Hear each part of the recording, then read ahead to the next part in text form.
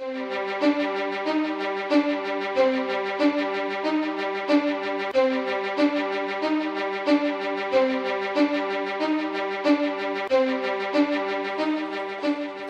good evening, everybody. Welcome to Holman Stadium and NashuaETV's Silver Knights summer broadcast. It is summer, isn't it, Jason Roby? It feels like it, Tom. It does. Feels like School's out. Oh, boy. It's a good time of year. Wait a minute. Don't you have a teacher workshop tomorrow? I got one more day yeah, tomorrow, see, they got to who's go. counting? Yeah, see, they got to go to a workshop tomorrow. I'm focused on baseball tonight, Tom. But for me, at the compound, the pool's open. It's summer. Pool's always open at and the there's compound. baseball at Holman Stadium just about every night between Legion and the Silver Knights and Babe Ruth. There's something here just about every night now, so you know it's summer. Tonight, the Silver Knights will be taking on the Pittsfield Suns. And Nashua coming off a game in which they scored a season-high 14 runs, a season-high 17 hits. They had a brilliant shutout, 5 innings from Brandon Dufault. Can they do it 2 nights in a row, Jason Rope? Well, that's the big question, and Luke Dawson will take the hill tonight to see if they can do just that. But I think the bigger story is what seems to be on the horizon for these Silver Knights, Tom. What's coming into town? And you wrote an article on that in the Nashua Telegraph that was in this morning's newspaper. Tell us a little bit about what we can expect. It was on the online version because last night's game took so long to get those 17 hits. I just did play-by-play and sent it in. But after the game, BJ Everett told me they have acquired Alex Brickman.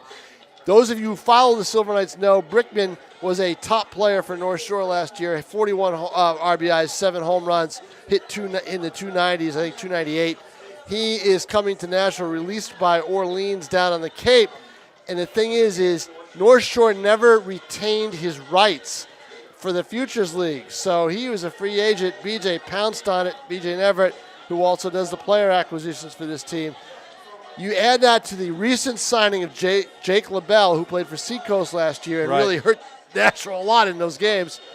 And the fact that they've got other hitters in the lineup, Cody Morissette, they've got Ryan Berardino. All of a sudden, a team that really didn't hit that well at the start of the year could be very, very good offensively, which would bolster this starting staff. You mentioned LaBelle, 5 RBIs last night. Morissette coming off of a state championship with Exeter High School. 3 hits and 3 RBIs last night. And Brickman won't be here till Saturday. Our next broadcast will be Sunday. We'll be on the air then, and we'll get a chance to see him then. But what a lineup. It would be very, very good. A new murderer's row maybe, Tom, here in Nashua with the 3, 4, 5 hitters. We got a good one here for you tonight. Again, as we mentioned, Luke Dawson on the hill for the Silver Knights. And Dawson, another former Seacoast pitcher, pitched opening night here. He's got a couple wins under his belt, or at least 1 win under his belt. He should be effective. The one thing that happens to this team when they play at home, they come out, they get off to bad starts in these games at home. We hope for that doesn't be the case tonight. Pittsfield had a 2-hour drive. They're here. They've off to a bad start this season, 8-11. Nashua, 6-11. We'll see how it goes. Yeah, this game will be live on YouTube, so look up Sir Sterling on YouTube, and then on delay tomorrow on Channel 99, Nashua's ETV. Great night here for baseball at Holman Stadium. Looking forward to calling the first pitch. We'll be right back after this.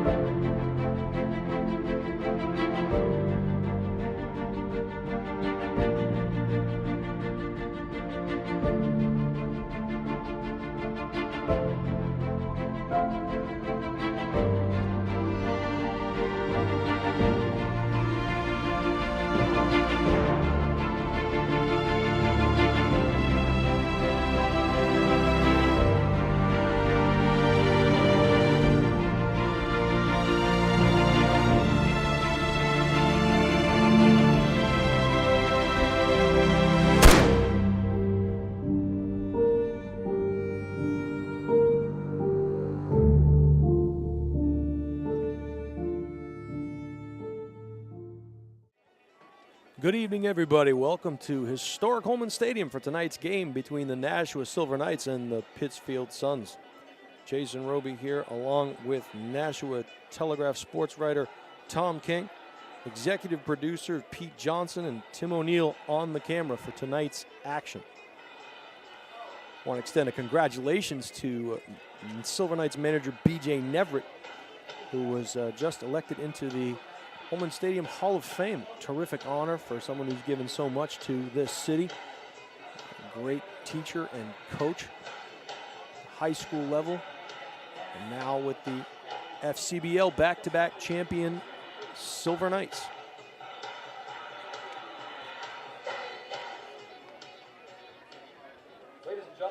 As we mentioned in the pregame, Luke Dawson on the hill, the 6'2", 215-pound Bentley University out of Stamford, Connecticut,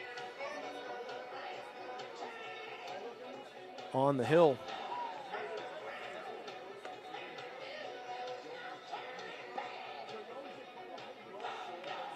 Dawson with a 1-0 record after 3 starts, a 3.38 earned run average.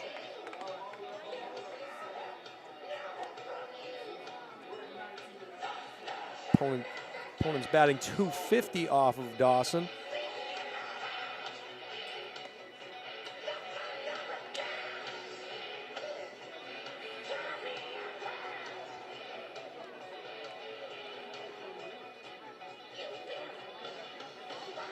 And that is just about the average of the Pittsfield Suns team batting average, coming in at a .252 clip.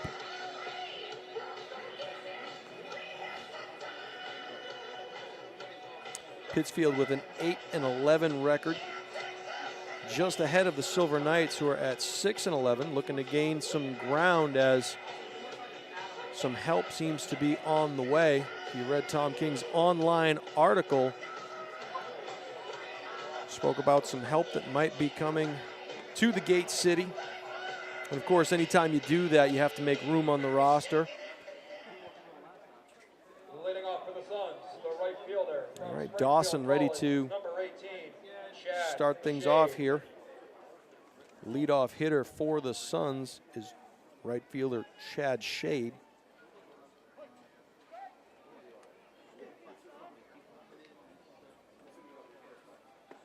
Dawson's delivery a little bit low for ball 1 as Shade checks his swing. 1 ball, no strikes.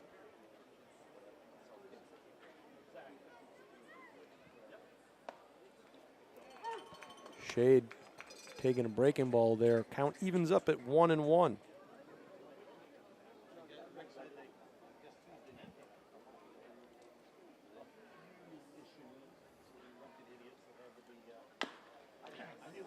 High chopper to the second baseman. He'll have to hurry. And they get Shade by a step. So 1 down quickly here for the Silver Knights. University of Georgia, number 38, Patrick Sullivan. Nice play in the field there by Jared Brescia, second baseman out of Assumption College.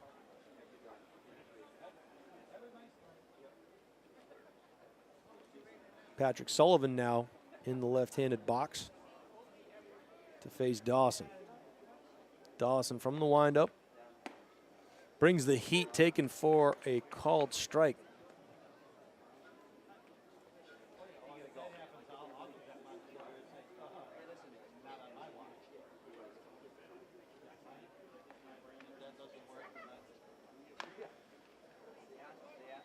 Off-speed pitch there, fouled just to the left side of home plate. 0-2 now. Dawson ahead in the count, can work with some of his pitches.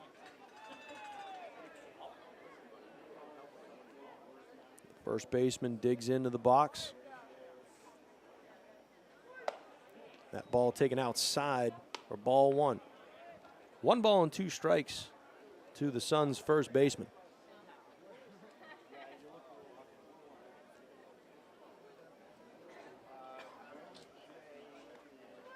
Off speed, and that is hit foul down the right field line. Sullivan, a 6'3", 190-pounder out of the University of Georgia. Junior. The big lefty digs in, and Dawson from the windup. And he'll step off the back of the rubber.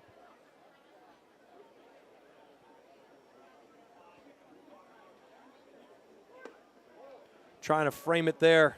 Just missed a bit outside. Count evens up at 2-2. to Sullivan.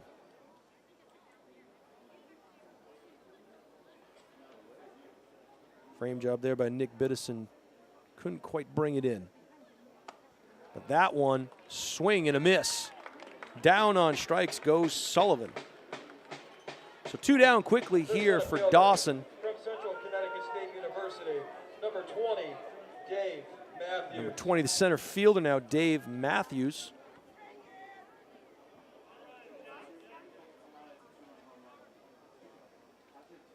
There'll be no music references here, as Matthews takes a called strike outside corner. 0-1 now to the Suns center fielder.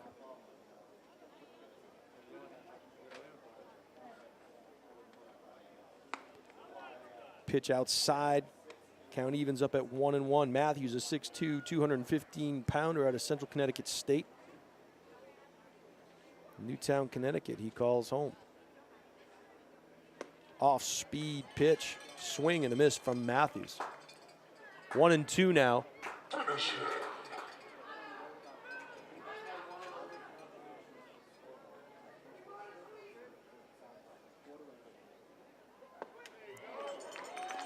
And a swing and a miss, strike 3 to Matthews. A couple of strikeouts there, so a great start for Luke Dawson as the Suns go down in order. Our first game tonight is Pizza Box Frisbee, and our first competitor's name is Adam, and your name is? Jody. All right, guys, good luck. Let's see how well you do. A little pizza box competition here with Frisbees. Nice catch there. Great night here at the ballpark tonight. Thirsty Thursday, $1 draft night here at Holman Stadium. Good job.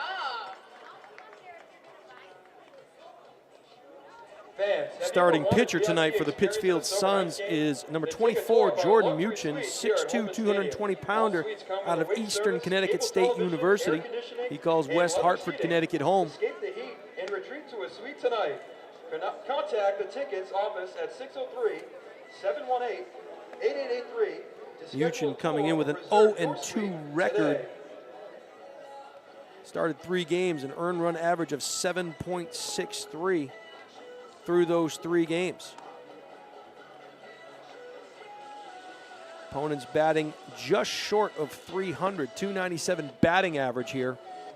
And after last night's barrage by the Silver Knights, hoping that they can continue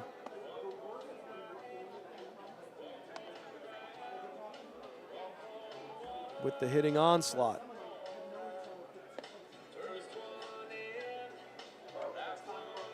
A lot of hits the other way the other night, which tells you B.J. Neverett pretty happy with how his club is seeing the baseball at this point.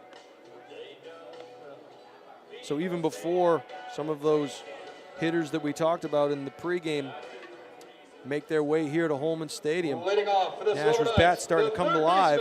From Southern New Hampshire University, number 4, Tom Blandini. Southern New Hampshire University product Tom Blandini to start things off here for the Silver Knights.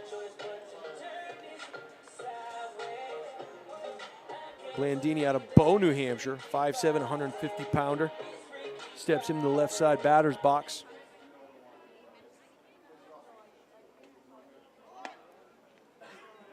He jackknifes out of the way, but that ball caught the inside part of the plate. So quickly down, 0-1 is Blandini, the third baseman. Muchin from the windup, delivers.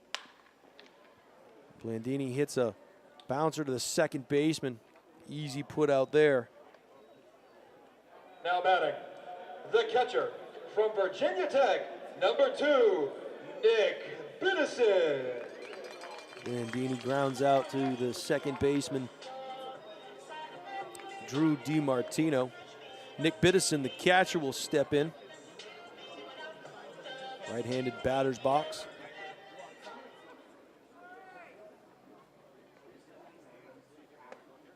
And that pitch inside, taken for ball 1.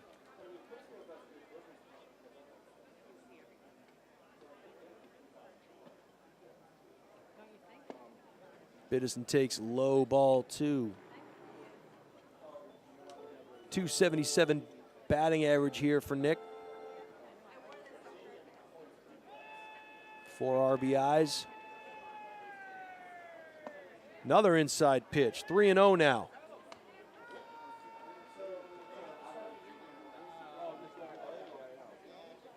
Sure that bat will stay right on his shoulder for this pitch. It does, and taken for strike 1. 3 balls and a strike now to the Silver Knights catcher.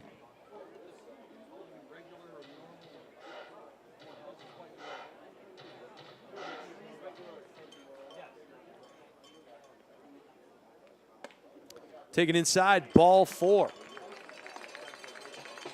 The shortstop. So Nick Biddison will head down to first base. Number 8, Cody Morissette. Shortstop Cody Morissette, Exeter High School product, back-to-back state champions, and soon-to-be Boston College Eagle steps into the left side. Morissette, a great addition here to the team. 6 foot, 175 pounder. And that ball just missed outside. So Muchin having a little trouble finding the strike zone in the early going here. Biddison at first, Morissette at the plate. Muchin from the stretch. Taken for a strike. Count evens up at 1-1.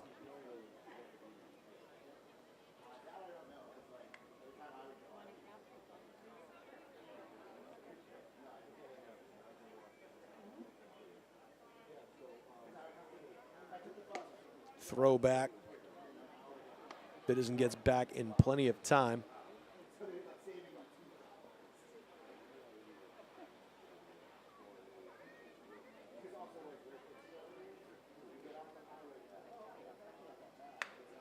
Fouled straight back by Morissette. 1 ball and 2 strikes now to the Exeter High School product.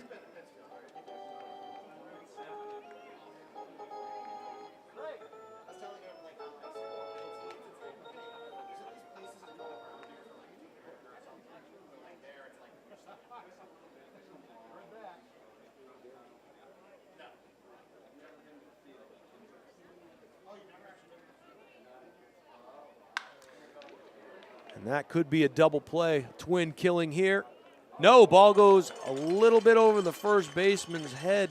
Couldn't quite keep the mid on it, so Morissette makes to first. We'll see how they rule that. From NYIT, number 21, Jake LaBelle. Biddison out at second, so Morissette now at first. Designated hitter now, Jake LaBelle digging in. Talked about Jake last night, 5 RBIs in last night's game. Muchin's from the stretch, and that ball hits him. A breaking ball that just didn't break.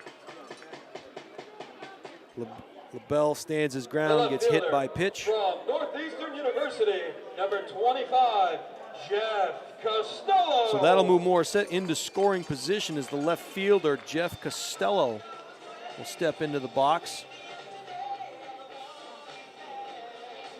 Costello with a .390 batting average. 16 for 41. Try to get things started here against Jordan Muchin. That pitch taken inside for ball 1. Trying to paint the corners here early as Muchin not really getting the calls.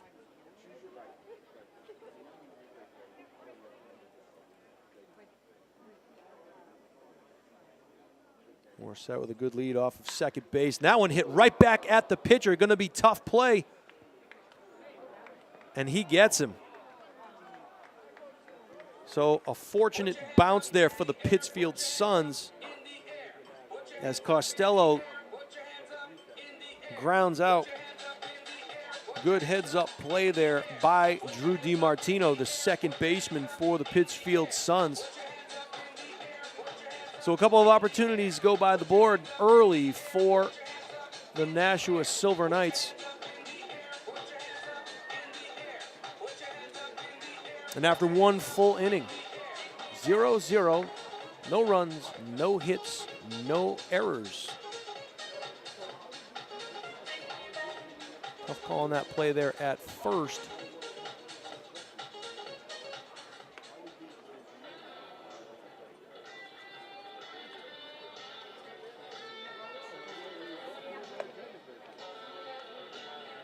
Once again, B.J. Neverett signing former North Shore slugger Alex Brickman, who hit .295 with 7 home runs and 41 RBIs last season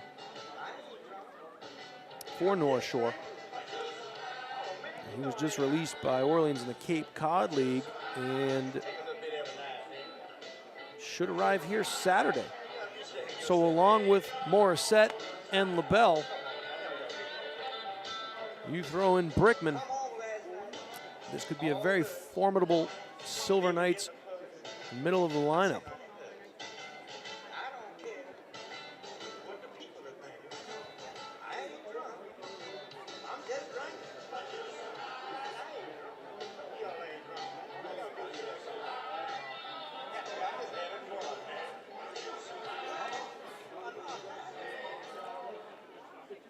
Something that's also pretty important in the early going. You want to see this as many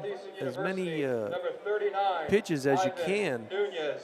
So even though you might not have any hits or runs to show for your efforts, your team gets to see what kind of pitches are out there. So the more batters team faces, the better for the batting team, clearly. Designated hitter Ivan Nunez will dig in for the Suns.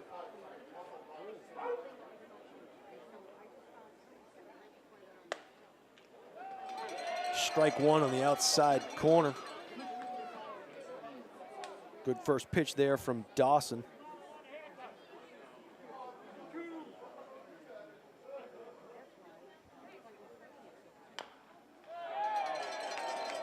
Speed there from Nunez to Nunez.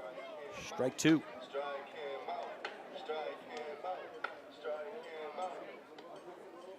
Nunez is 6'1", 205-pounder out of Southeastern University. Hailing from Miami, Florida. And that ball high and inside. 2 balls and a strike now to the Pittsfield Suns designated hitter.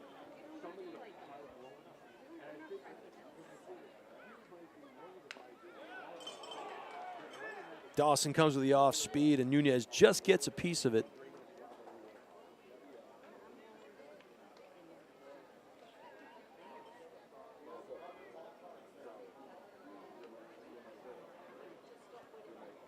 Beautiful night here at historic Holman Stadium. Just turned the lights on here at the ballpark.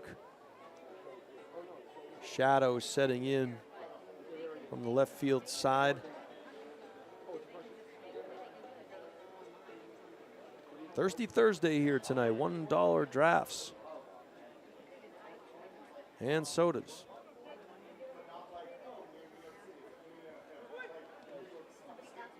Nice block there by the catcher, Biddison. Ball in the dirt. Count evens up at 2-2 to Nunez. Dawson ready to deal.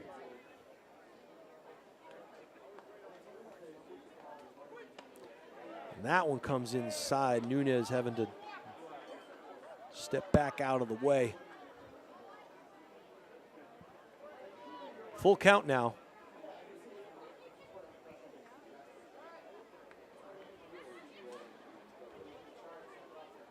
Swing and a miss. Congratulations, fans. So just like Dawson finished the last inning, he gets the first out of the second inning with a swing and a miss. 1 down here. And now batting, the shortstop from Babson College, number 5, Brian McHale. Brian McHale, the shortstop for the Pittsfield Suns.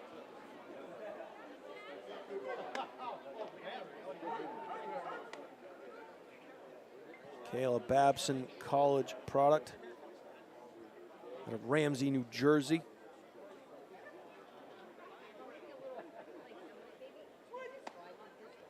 McHale takes an outside strike call.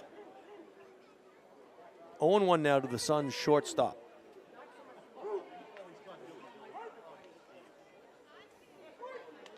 That pitch gets away from Dawson by the catcher outside. Count evens up at 1-1. McHale batting at a .313 clip. 20 for 64. He grounds it to the second baseman. Quick throw over to first for the out. So two down here. From the University of Hartford, number 8, Drew DiMartino. Another solid play there by Jared Brescia, the second baseman. Drew DiMartino, the second baseman, his counterpart for the Suns, will step into the right side batter's box. DiMartino, a 6', 180-pounder out of the University of Hartford, will take a called strike. DiMartino calls Pittsfield, Massachusetts home. Dawson from the windup. And a late swing almost puts it over the first base bag, but it goes foul just before that. So 0-2 now.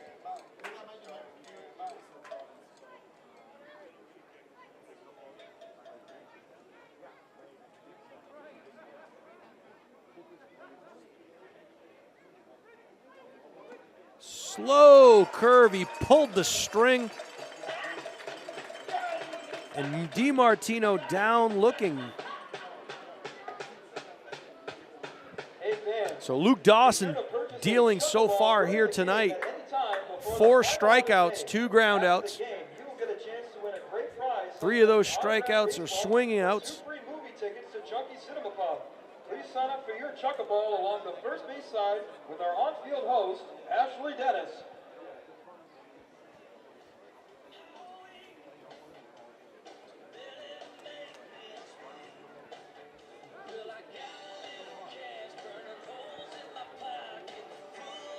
And BJ Never runs out to the third base box. Has to be happy with what he has seen thus far from his starting pitcher, as he's dealing early, finding the strike zone, and keeping that pitch count to a minimum. Jordan Muchin will try to duplicate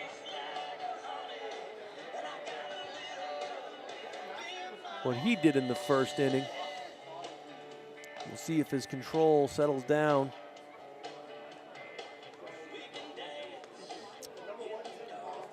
Mutual will face the 6, 7, 8 batters, Tyree, Berardino, and Bodette. And if anybody gets on, Jared Brescia.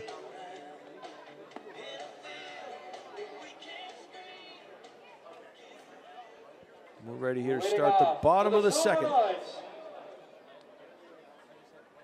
Luke Tyree, outfielder, Marymount University.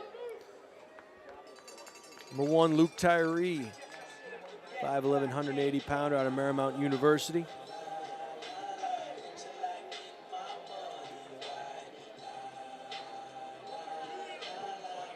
Tyree, a .273 batting average.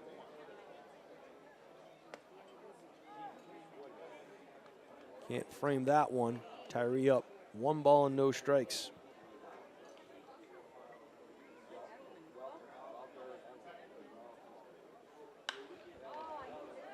Tyree hits that one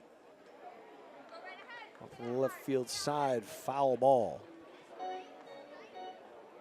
1-1 now to the Silver Knights center fielder.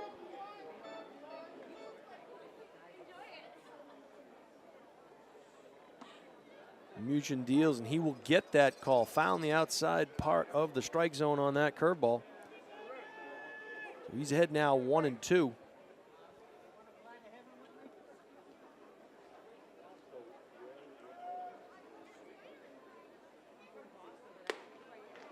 And he got a piece of it.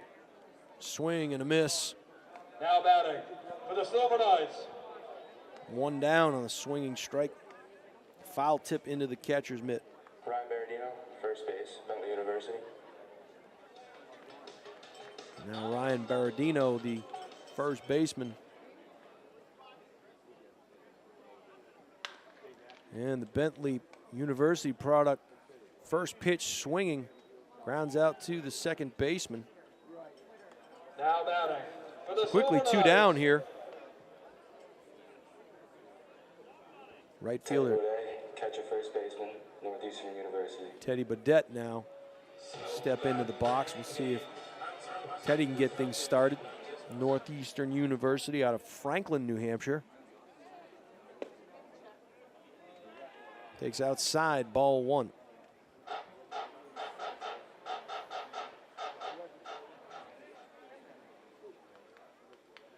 Muchin deals.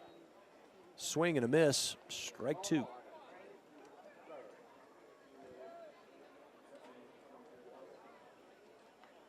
Or rather, excuse me, 1-1 is the count here. 2 down.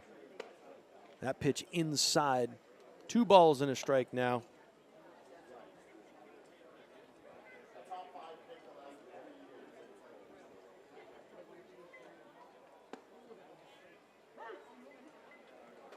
Fastball taken for a called strike. Deuces are wild. 2 balls, 2 strikes, 2 out here in the second inning. Muchin working fast. Breaking ball. Swing. Eats up the shortstop. He regathers and is able to throw out Teddy Bodette. Sharp hit ball. Thought it might eat up the shortstop McHale, but he's able to gather himself and make a good accurate throw to first. So after 2 innings of play here, as we get ready for the potato sack race. A lot of people don't know this. Tom King was all-state back in 1978 in the potato sack race. All right, guys, if we can line up, your finish line is going to be Sir Sterling. Line up forward. But after 2 full innings, still no runs, no hits, no errors for either team here at historic Holman Stadium. All right, when I say 3, you guys are going to go, right? 1, 2, 3. And they're off. Oh, no, man down.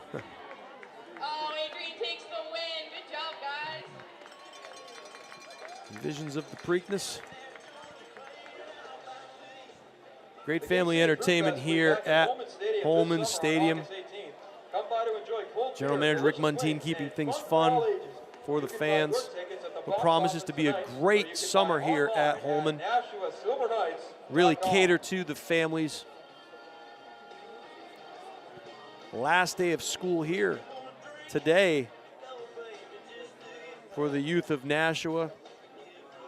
Fully expecting to see a lot of packed stands as we move forward through the summer. Luke Dawson now gets ready to deal. Start the 3rd inning. Vicente Mendoza, the left fielder for Pittsfield, will step into the box. Mendoza out of Southern Connecticut State takes an inside pitch for ball 1. 6-foot, 175-pounder. Calls Norwood, Massachusetts home. Mendoza takes a pitch outside, calls strike. 1 ball and a strike to the Suns left fielder.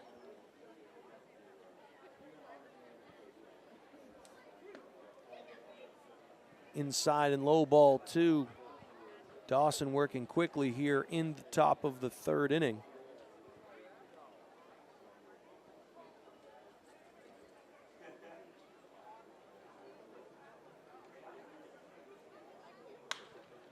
And that ball hit a ton off the right field side. That's going to go foul into the pine trees.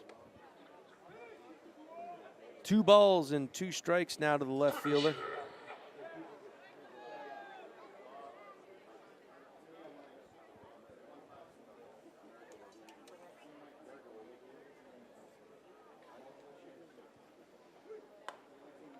Just a bit high. Full count now. to Mendoza. Game can be seen live on YouTube. There's Sir Sterling. That pitch is outside. So Mendoza works a walk. The third baseman from the College of Charleston, number 1, Jack Holmovic. Jack Kolomovic, the third baseman for the Pittsfield Suns. Out of the College of Charleston, 6 foot 185, or excuse me, 6 foot 180 pounder. Kolomovic, left-handed batter.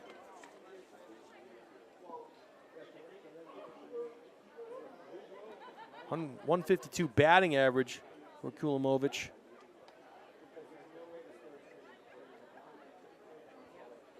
Dawson more concerned now with Mendoza at first than he is with the batter.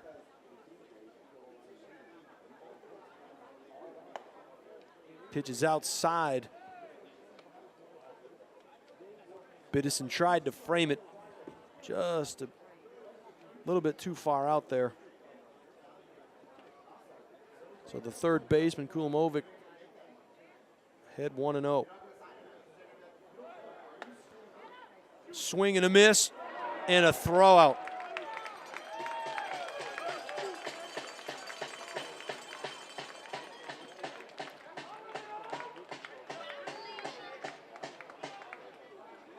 So a great pitch, a swing and a miss there.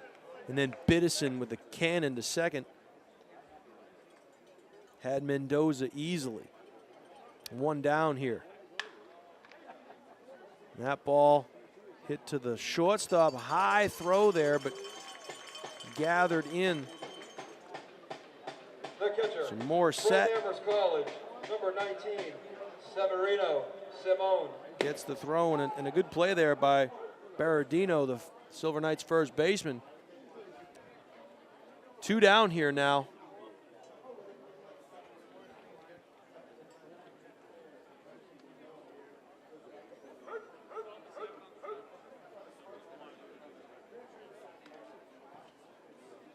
Ball low in the dirt.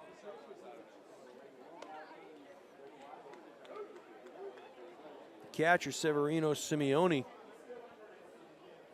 steps into the box for the Suns. His first look at Dawson. Simeone ahead now 2-0.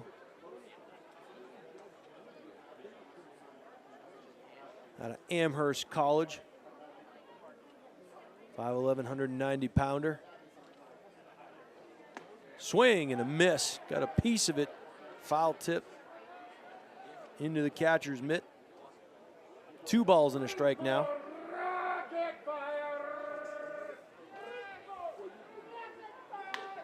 Simeone with a hard grounder to Morissette. He eats that up. Plenty of time. Throw over to Berardino at first for the putout. So the recently graduated Exeter High School product, 2 opportunities there in the top of the third, makes good. Couple of ground outs and a caught stealing for the Silver Knights.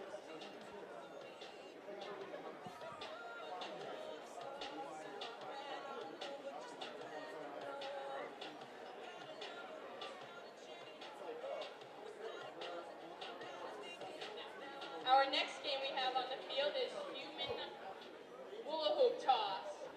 Whoever makes the most hula hoops over the player wins. What's your name, bud? Human hula hoop toss coming up here next. All right, guys, let's see who can do it. Ready, set, go. Promises to be a fun experience. Maybe not so hard. We don't want to hurt any of them. Oh, he got 2.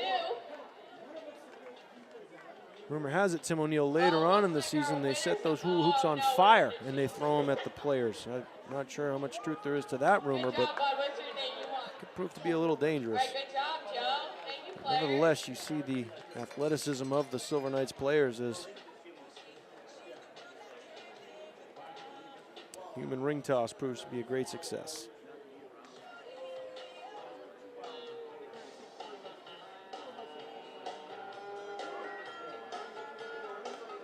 We head into the bottom of the third inning here where Jared Brescia, the second baseman, will get his first look at Jordan Muchin, who has seemed to settle down after that first inning. Leading off for the Silver Knights, Jared Brescia, infielder, Assumption College. Brescia with the .257 batting average, 9 for 35 for the second baseman. First pitch swinging off the hands almost. Quickly down, ground out to the shortstop, Brian McHale. Quick throw out, one down the now. third baseman from Southern New Hampshire University, number 4, Tom Blandini now back to the top of the order. He grounded out his first opportunity. Muchin will face Blandini for the second time tonight.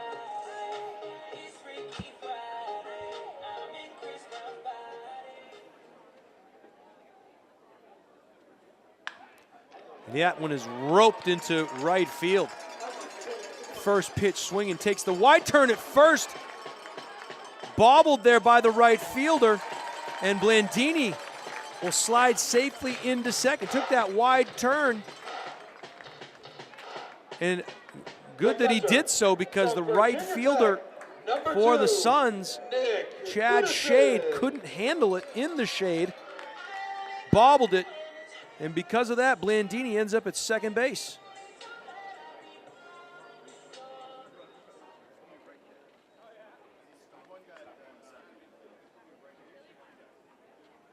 So Biddison, the catcher now, with a great throw out on attempted steal, will step in here. Chance for an RBI for the catcher as he takes strike one from Muchin. Blandini at second. Bottom of the third here. No score at historic Holman Stadium. That ball taken low. 1-1 now to the Silver Knight catcher.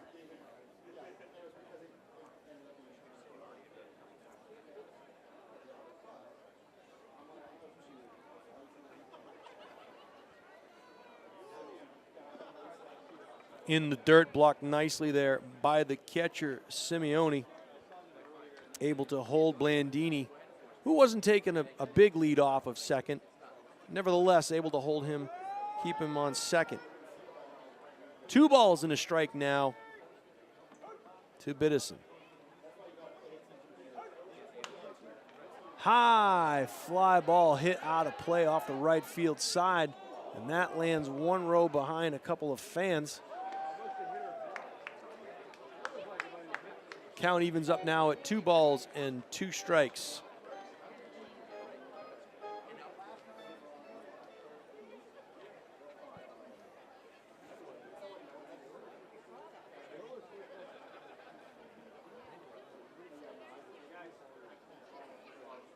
From the stretch, that ball was low, and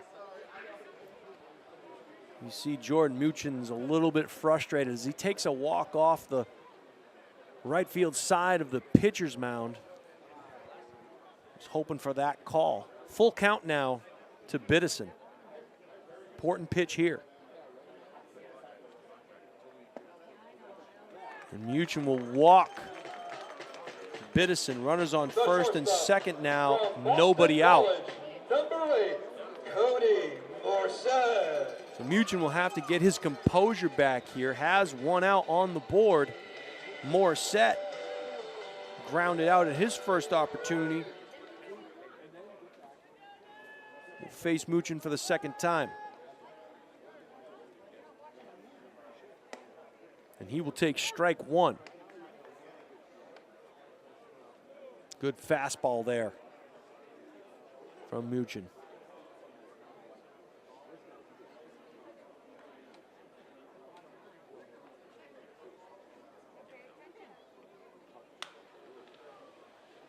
Morissette waited for that one. Still got to it just a tad late as he fouls it off the left field side. Down now 0-2.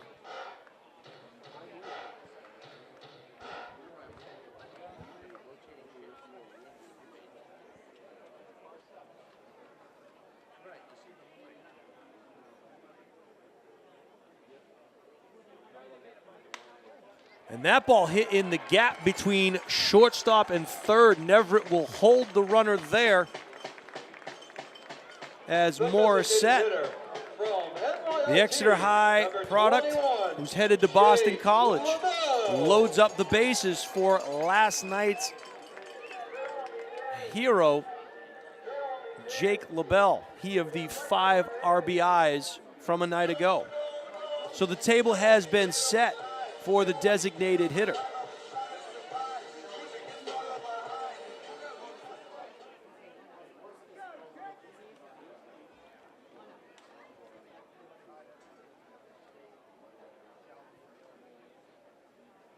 I do not believe, okay, taken outside right there. So if you're Jordan Muchin, you're pitching very, very carefully to the designated hitter of the Silver Knights. Swing, got a foul tip into the catcher's mitt. Count evens up at 1-1 now.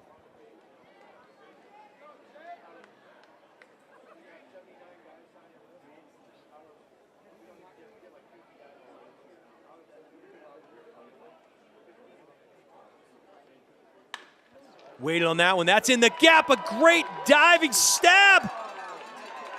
He's going to get him at first, but a run will score. And I'll tell you right there, great diving stab by the second baseman, Drew DiMartino. Will get the designated hitter, but not before the Silver Knights get a run across the plate.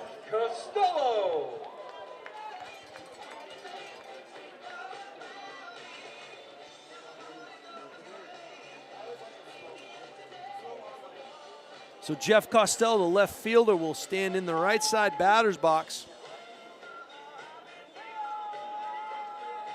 Costello with the fielder's choice, his first time up.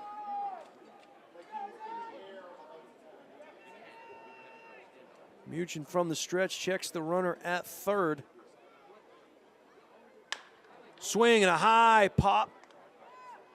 Nice throw by the shortstop right there. Brian McHale waited on that ball. Made a nice throw over to first. So, after 3 complete innings here, Silver Knights on the board first, 1-0. Let's go, Knights. Could have been a lot worse, however, as Hey, everybody. Bedell's attempt to get the ball through the right field side. Great stab by the second baseman, DiMartino. We might look at that play later on down the road. It's free, no registration, Comic Fest. We got magic shows, we got cosplay, we got video game tournaments. Free, no tickets or registration. Come on by, we're by the beer table. Come on and get the flyers. We get free stuff also. Go Knights! So a lot of great opportunities there for some freebies for the fans here at Holman Stadium who follow this Silver Knights baseball team. The 2-time defending champion, FCBL champions, Nashua Silver Knights, as they take a 1-0 lead here into the top of the 4th inning.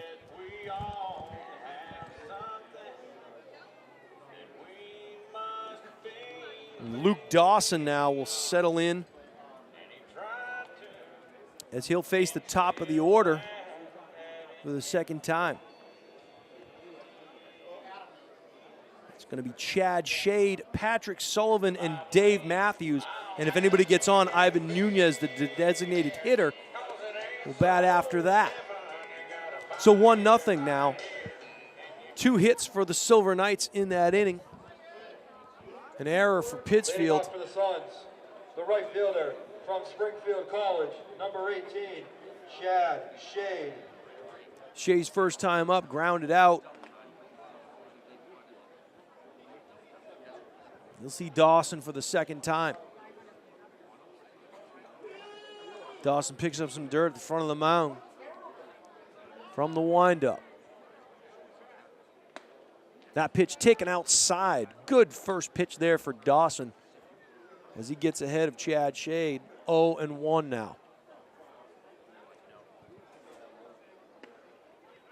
Swing and a miss.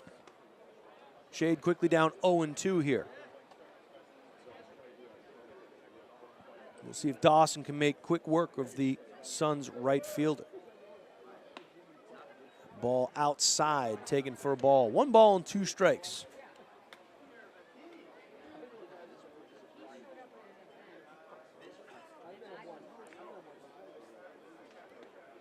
Slow breaking ball, swing and a miss there.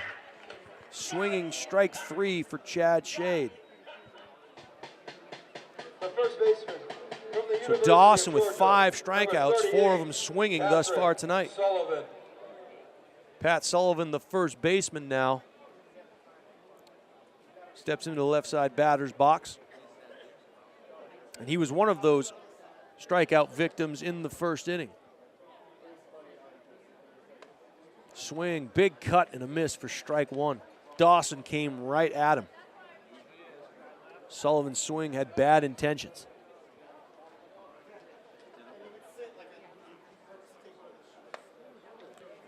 Called strike 2, gets the outside part of the plate. Dawson dealing now, picking his spots.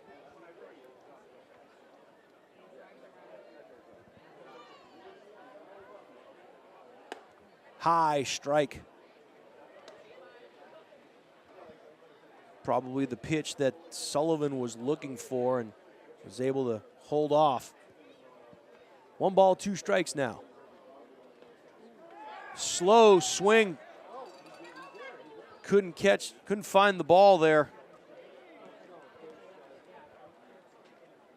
The center fielder from Central So he Jersey struck him State out, but University, Biddison couldn't find the number ball, got 20, tangled up with the Dave home plate Matthews. umpire, and as a result, Sullivan stands at first base.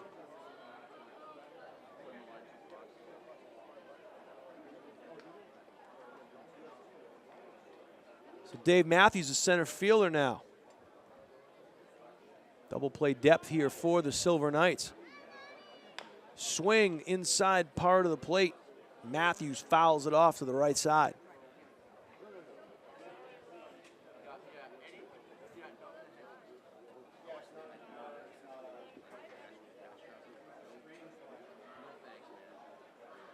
Sullivan with a short lead off of first. Dawson checks him.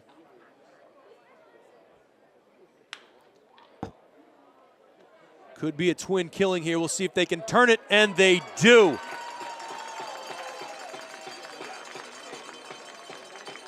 So Matthews hits into the twin killing.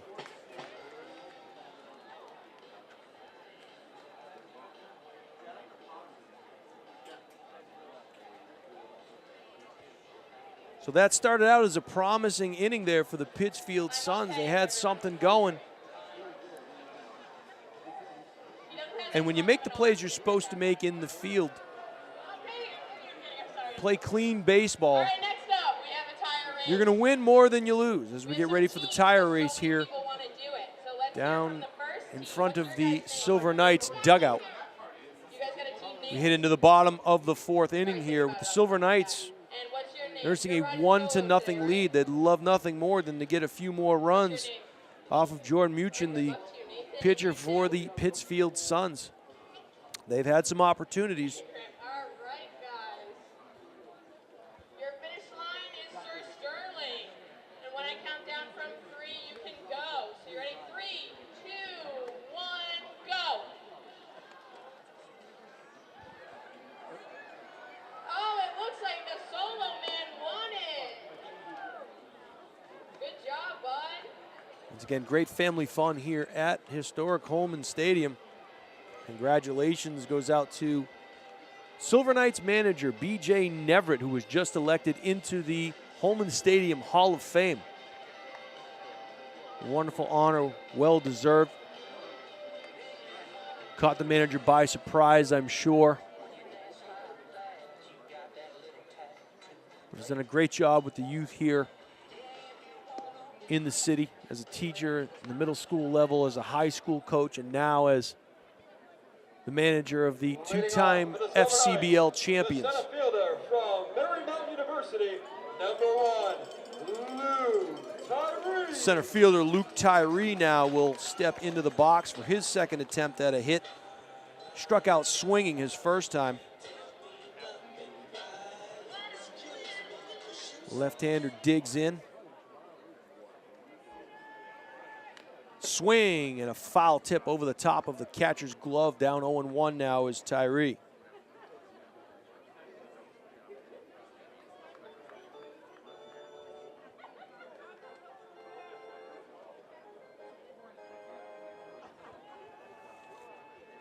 Silver Knights coming in with a 6-11 record, while the Suns are just ahead of them at 8-11. Muchin deals. That ball fouled off to the right field side now. 0-2 to the center fielder.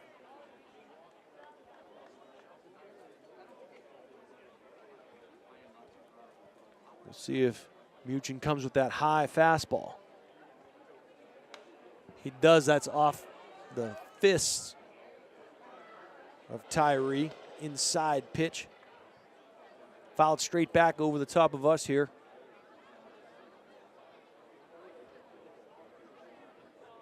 Staying alive.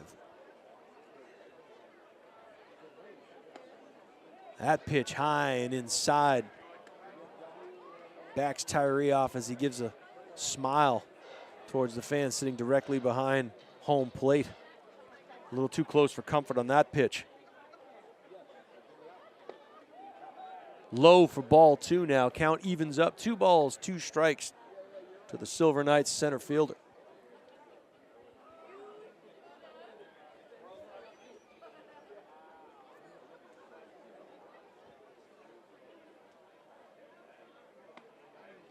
And he's gonna call strike 3, and Tyree goes down looking, thought that pitch may have been a little inside, but his opinion doesn't matter in this case. First out for the Silver Knights, as the first baseman, Ryan Baradino, will step in. He grounded out his first time at bat. Slow breaking ball, does not get the outside part of the plate. Once again, tonight's game can be seen on delay, Nashua's ETV, channel 99. And that pitch catches the outside part. Count evens up at 1-1. Or you can watch it live on YouTube. Sir Sterling. Inside pitch gets fouled off of, looked to be Baradino's leg as he walks it off. 1 ball, 2 strikes, 1 down here in the bottom of the 4th inning. Silver Knights with a 1-0 lead. That one roped into left field. Got a little bit out in front of it.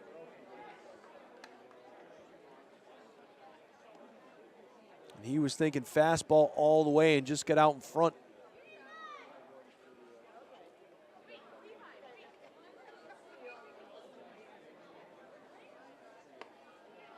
Slow breaking ball taken for a ball.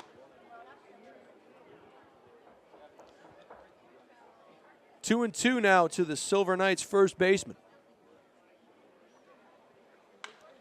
And he gets that off the end of the bat, hits it down the first base side. Picked up there by Patrick Sullivan, who will beat Baradino by a step. So 2 down now here in the bottom of the 4th. Teddy Bodette, the right fielder, will step in. He grounded out the first time he faced Muchin, so see if the number 8 hitter can do anything here. That ball taken outside. Ball 1.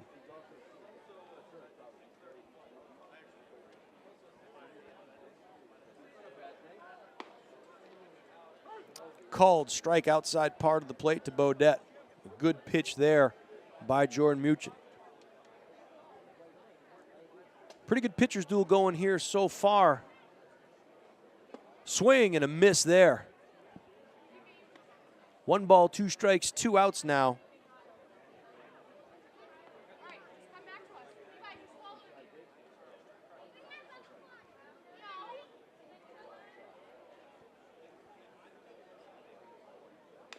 He got a piece of that one. He's staying alive.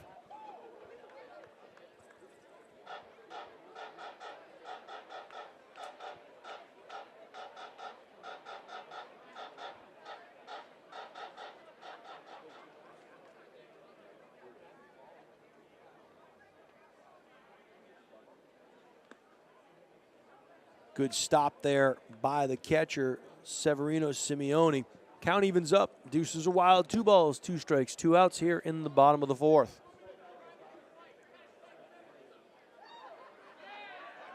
Swing and a miss. He bobbled it. He'll step back and throw it right over Bodette's head, and they'll get the 3rd out at first.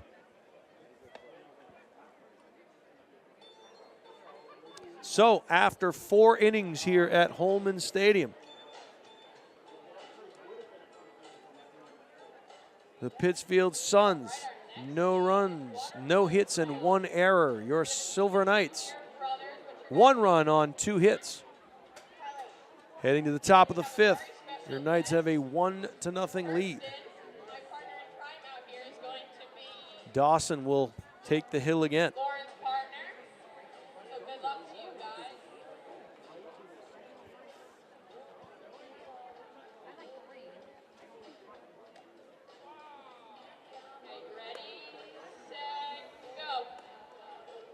Oh, a little water balloon toss now taking place. Oh, the girls won.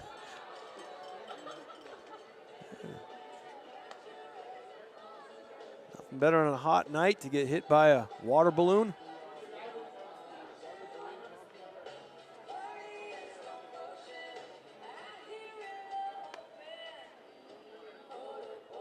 Dawson will face the 4, 5, and 6 hitters here.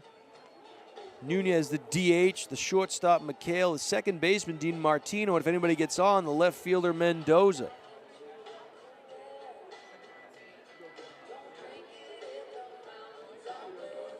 We are just about 1 hour into tonight's game. Real pitcher's duel going on thus far.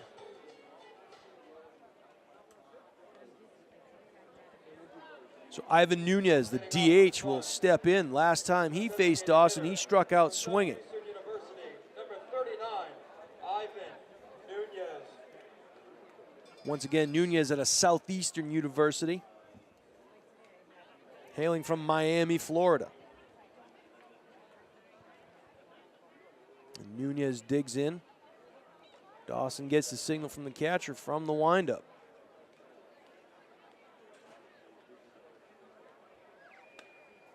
That ball taken high and outside, 1-0.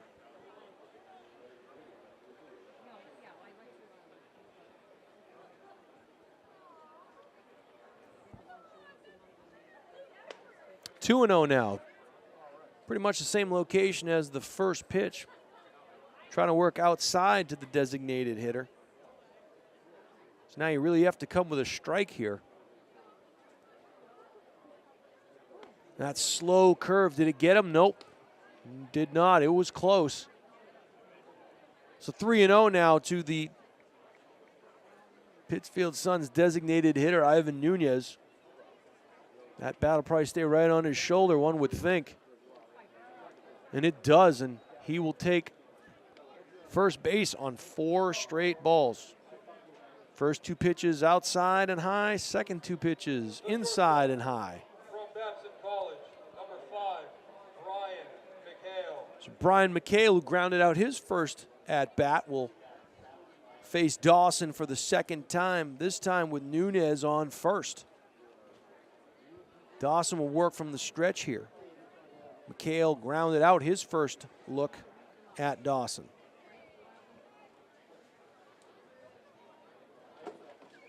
Swing, and a late one at that. Fouled off to the right field side into the trees.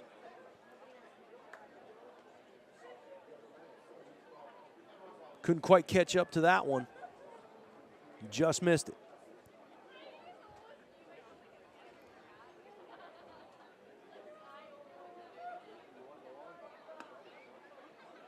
Called strike outside part of the plate. McHale's not so sure. But regardless, he's down 0-2 now. Nunez stands at first. Dawson peers in, gives a peek over to first, settles in from the stretch. And that one's roped into left field. In a first to third situation, and he is safe. So good base running there by the designated hitter Nunez as McHale hits a shot to left field. And he tested the arm of Jeff Costello, and he wins. And as a result of that throw from left field to third, McHale now stands at second. Nobody out here. 2 runners in scoring position. The second baseman, DiMartino, who struck out looking last time, has an opportunity here. That pitch is outside. No action in the Silver Knights bullpen as yet. Looks like B.J. Neverett going to let Dawson try to work his way out of this jam. Swing and foul back off the catcher's head. Or his helmet, rather. Get a visual there.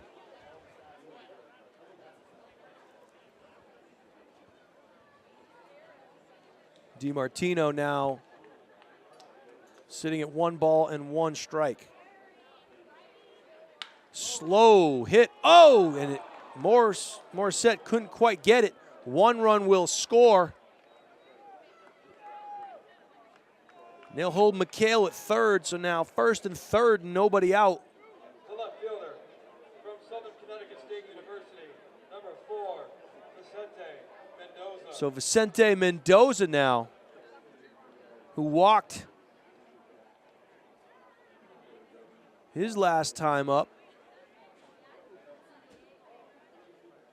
has an opportunity to put the Suns ahead with a base hit here.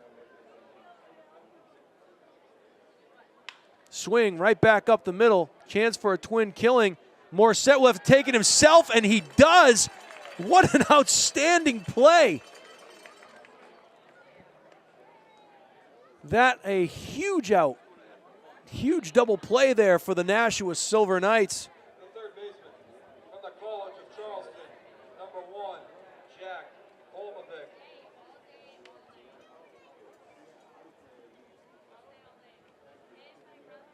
Jack Kulamovich, the third baseman now, stands in the left side box. Nobody on and 2 outs. So that great play by Morissette yields a run for Pittsfield as they take the lead.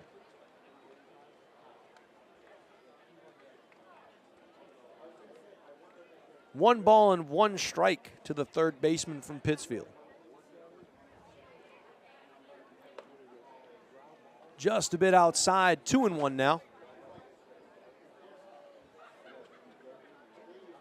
I'll tell you, Boston College is getting a pretty special player here in this Morissette. Flashing some leather out there. Swing and a miss. 2 balls, 2 strikes, 2 outs. Deuces are wild here in the top of the 5th.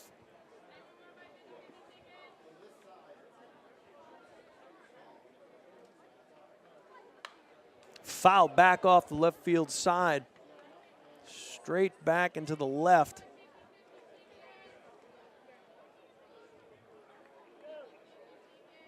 So we'll do it all over again.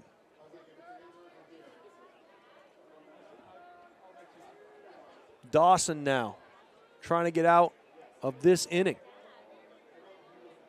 Swing and a miss, and a great pitch there by Dawson. Pittsfield Suns get a couple of runs there on a couple of hits. But perhaps the play of that half inning was done by the Silver Knights shortstop, Cody Morissette, the Exeter grad, now heading to Boston College for his freshman year after this FCBL season.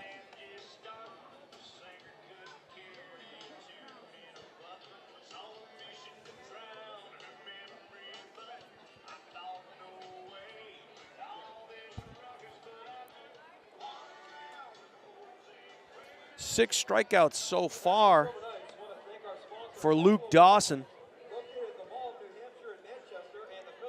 4 via the swing, or rather, excuse me, 5 via the swing, 1 looking.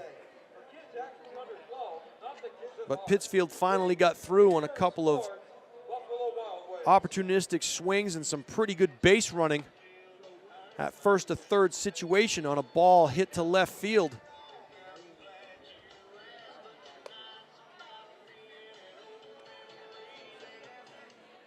Gets a run for the Suns.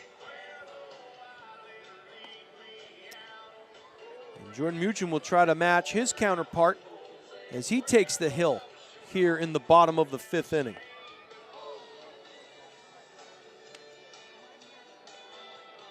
And he will face the second baseman, Jared Brescia, the number 9 hitter.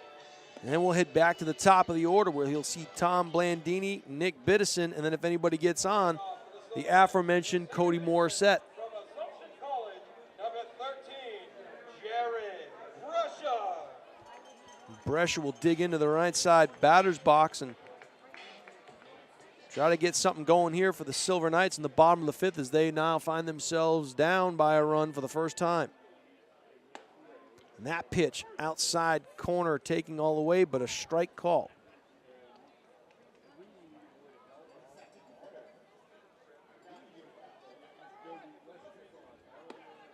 That pitch just misses the outside corner. Count evens up at 1-1. Still nobody warming up in the Silver Knights bullpen, so you got to believe Dawson will be back for the 6th.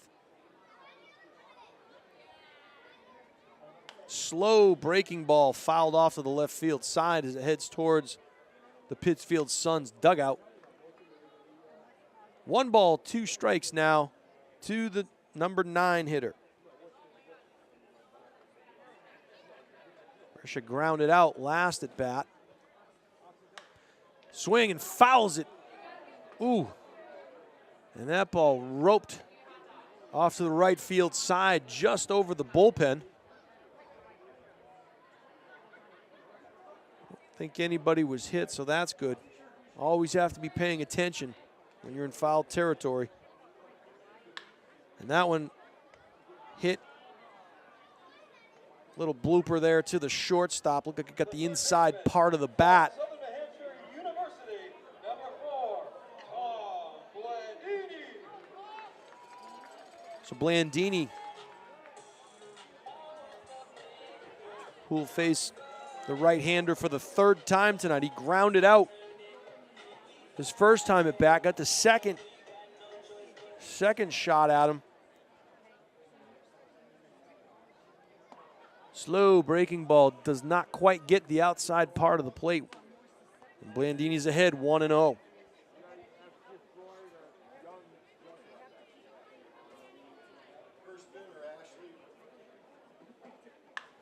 Rope back into that right field side, same spot as Brescia hit it. This time appeared the fans were paying a little bit better attention. Count evens up at 1-1 now for Blandini.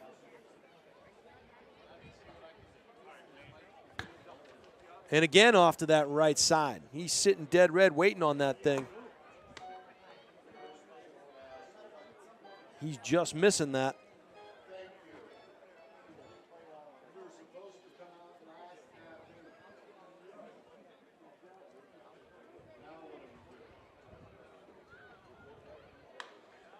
And Blandini waits on that one. It's falling fast.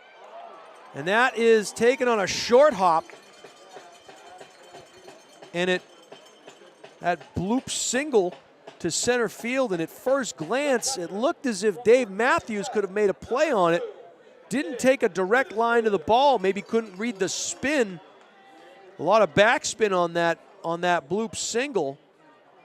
Looked as if he had taken a more direct line, maybe he has a chance, but he's also shading, or looked like he was shading the left field side against a left-handed batter.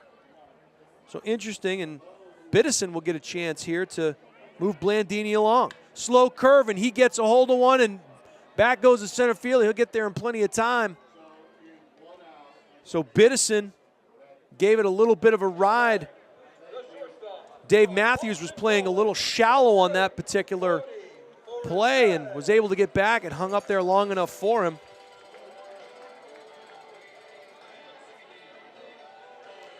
So Morissette now will step up to the plate. He had a single last at bat. Grounded out on the fielder's choice his first at bat. Swing, and that one's going to drop in between the center and left fielders, and it's going to roll a little bit. This is going to score a run, I think. Play at the plate's not going to be in time. So Morissette hits a shot in between the center and left fielders. And it looked like a little miscommunication between the two of them as they bobbled the ball. Blandini never stopped running. So Morissette stands at second. And this thing is now tied up. Morissette in scoring position as LaBelle, the designated hitter, steps into the box.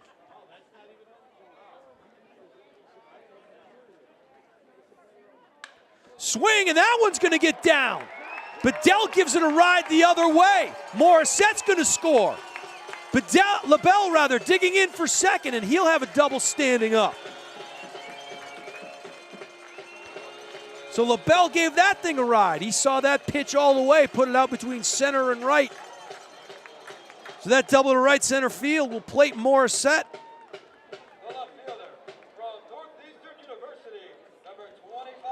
Costello now will step in.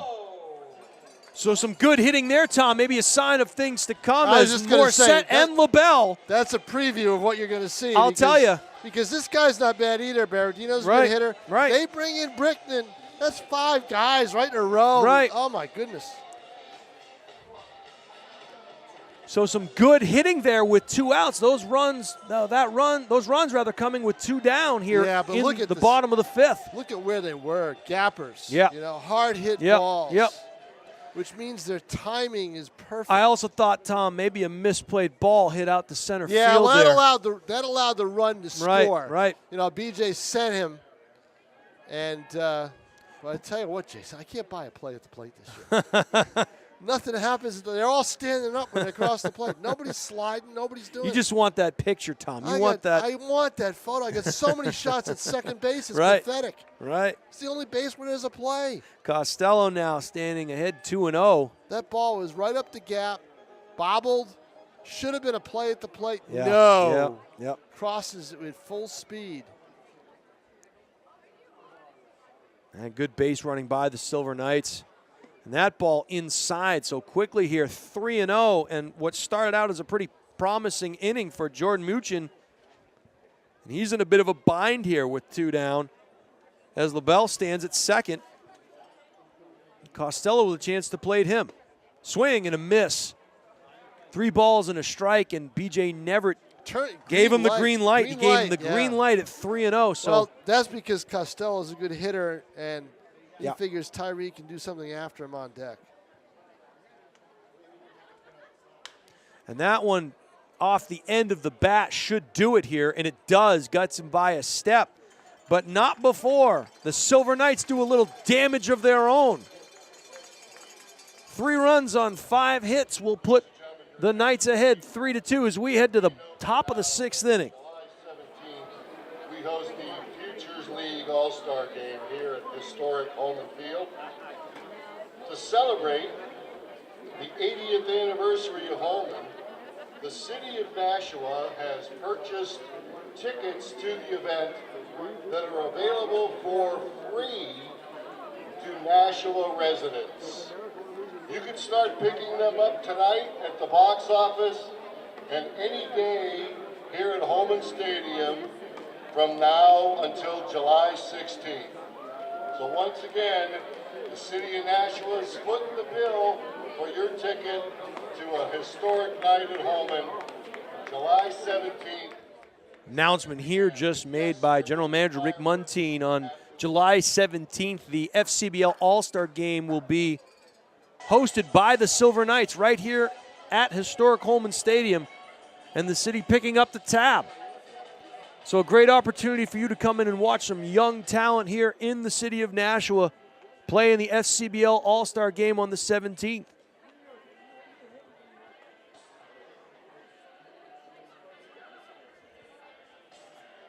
And I will tell you firsthand, folks, this is a great product, a winning tradition here, baseball that's played the right way. And this is the future.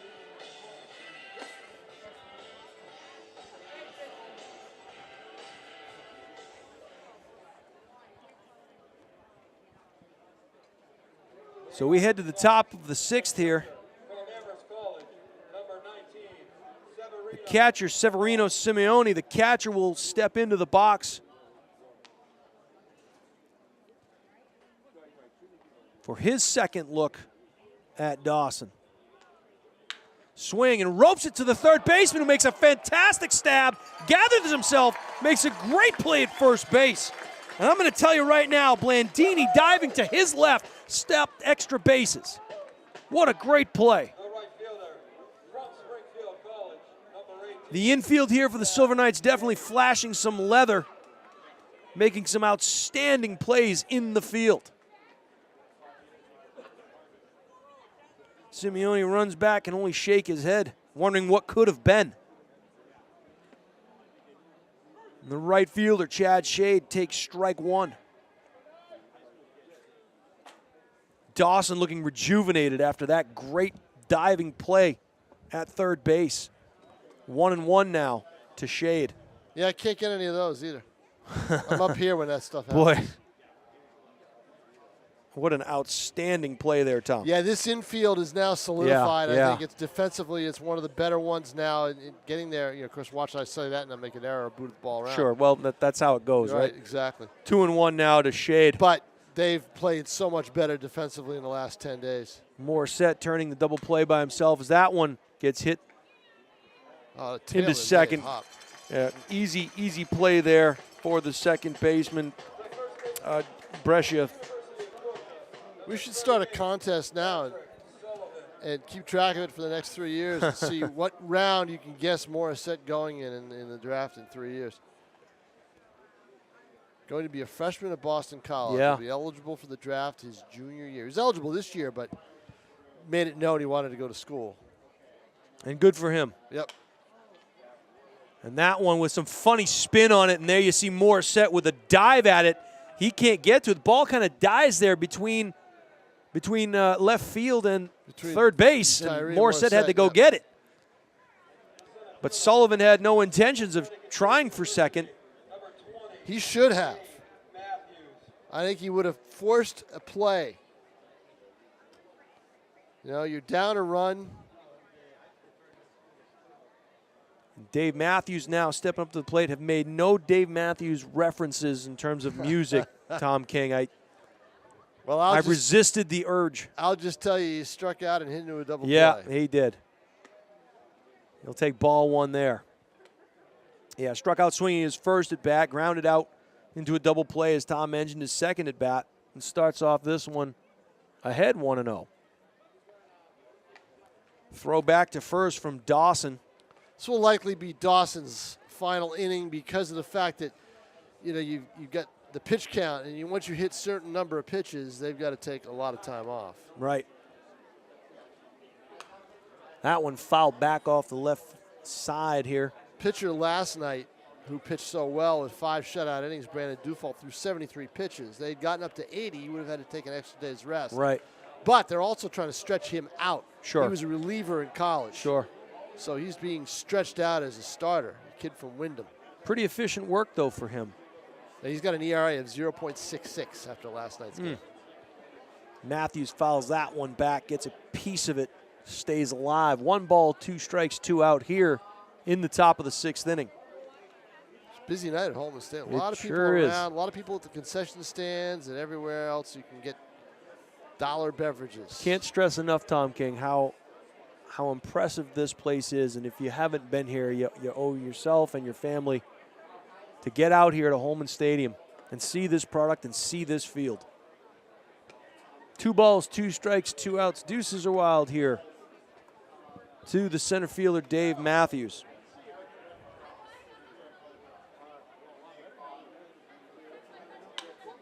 And that one into center field. Good read on it there for the 3rd out. So Matthews with a high fly ball gathered there by Tyree. High fly ball gathered there. A quality start for Luke Dawson. Yeah, and you see him getting congratulations outside the dugout. Yeah, exactly. Yep. As he stands to win this game, if the bullpen can hold on for the next, what we got, 3 innings. Well pitched for Dawson. A good quality start, as you mentioned. Oh, here we go. Here's your action.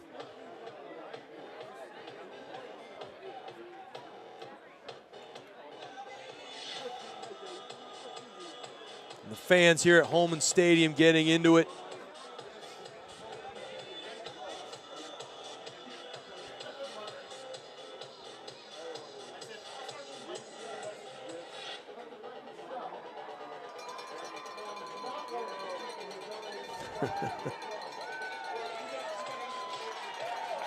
Excellent rendition of the worm there done by some of the Silver Knights staff.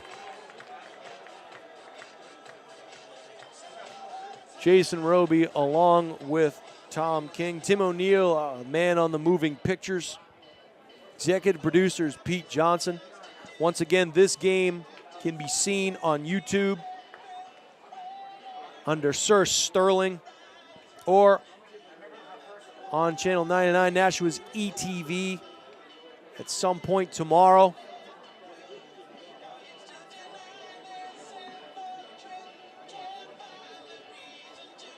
Silver Knights up as they head into the bottom of the 6th, 3-2.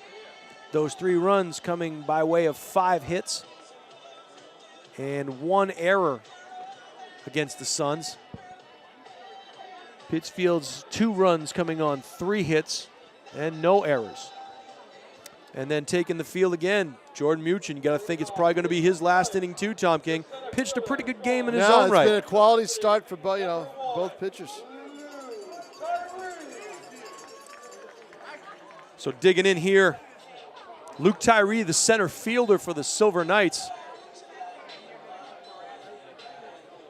Tyree struck out swinging his first time, struck out swinging or looking his second time. So 3rd time the charm maybe as he takes strike 1. First time he got handcuffed on a fastball up and in.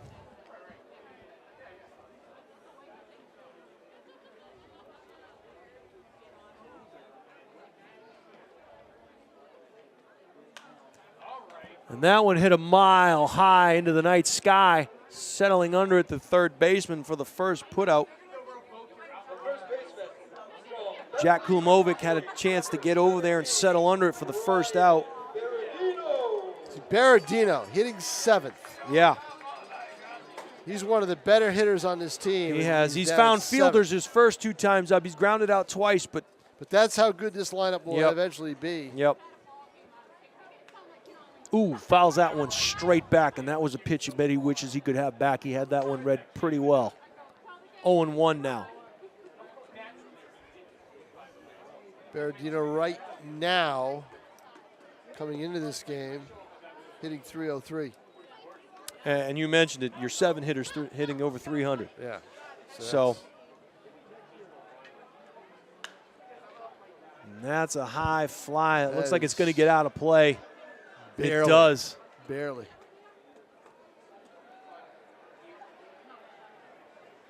Good crowd on hand tonight, I think.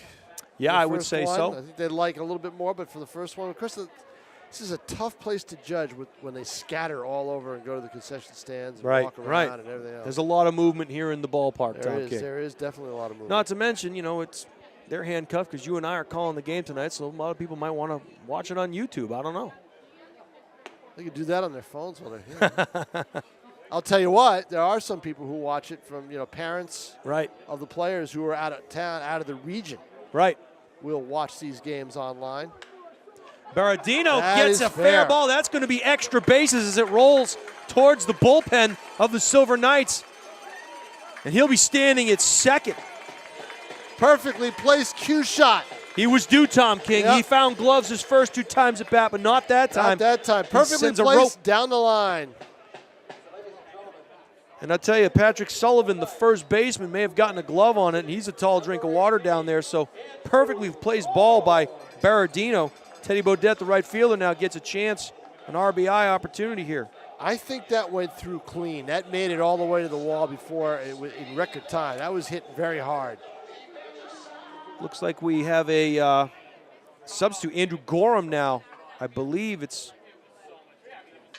number 18. Pitch hitting for yeah. Bodette. 6'4", 220-pound Tulane University product out of Westford, Mass. Gorham takes ball 1 outside.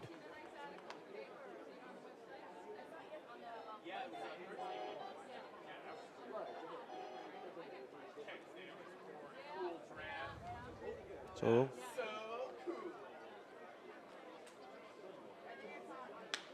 and that one is going to hang up there. Perfectly placed as the left fielder for the Suns, as he didn't really have to move a whole lot. No, right at him. Hit the opposite way, but right at him.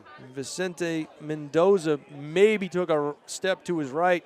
Gorham is on a temp contract, so he may be one of the players either deactivated but kept around, as and you're allowed to deactivate, I think, 3 players. There's the owner, Drew Weber, is here tonight.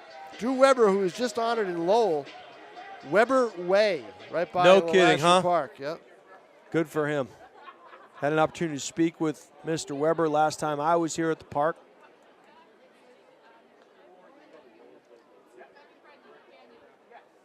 Looks like we have another, looks like Bryce Regan now in the game. Swing and a miss there for the University of Texas freshman. Regan, of course, out of Amherst, New Hampshire.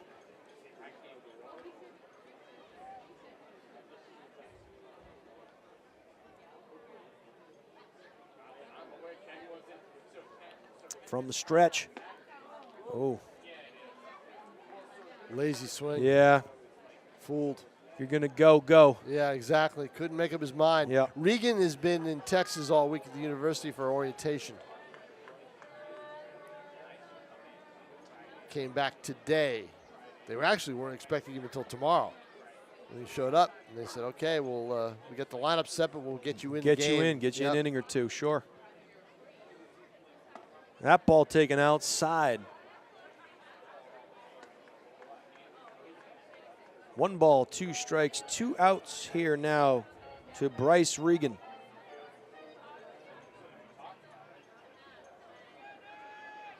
From the stretch. To the shortstop. Long throw and a good one at that.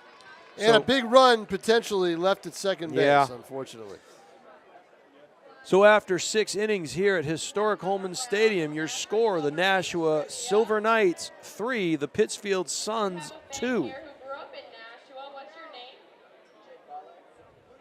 All right, Jake Butler, how well do you know the Knights? Fairly well. Do you know anyone that works here? Not currently. Beautiful night for baseball here at Holman Stadium. All right, so let's hear the question. Probably the warmest of the 3 nights that they've had games. And your entire row wins free popcorn. Nashua will So there's a be lot of pressure. Are you ready? on the road on Friday. Or are they off? I think they're on. I think they may be off. That played here at the stadium. No, they'll be on the road. North Shore Okay. tomorrow night at North Shore. And that is correct. Then they'll be home Saturday against Brockton. 6:05 start Saturday. Remember, they changed that last year, and it worked. Saturday crowds were the best they'd ever had. Right. So that worked. And then they will be playing on Sunday against North Shore here at 5:05, and then again against North Shore at 7:05 on Monday. There you go. Get them here early, keep them here often. So that'll be the deal. On Monday, new promotion, senior citizens in for free, and there's free coffee for them too. So does that mean you have to pay, Tom King, or is I wonder if you don't do quite, I classify you don't yet? quite, you're not quite there yet? I got Okay. another year All right. to go. Very good. I think when you put a 6 in front of it, that should qualify, right? So I got another year and a month to go. All right. Very good, sir. Yep. Very good. Not looking a day over 59, Tom King. Not at all. Or a day under. Right where I am. Well right said. where I'm at. You said that, I didn't. know it. Okay. I'm right where I'm at. New pitcher on the hill here for the Silver Knights.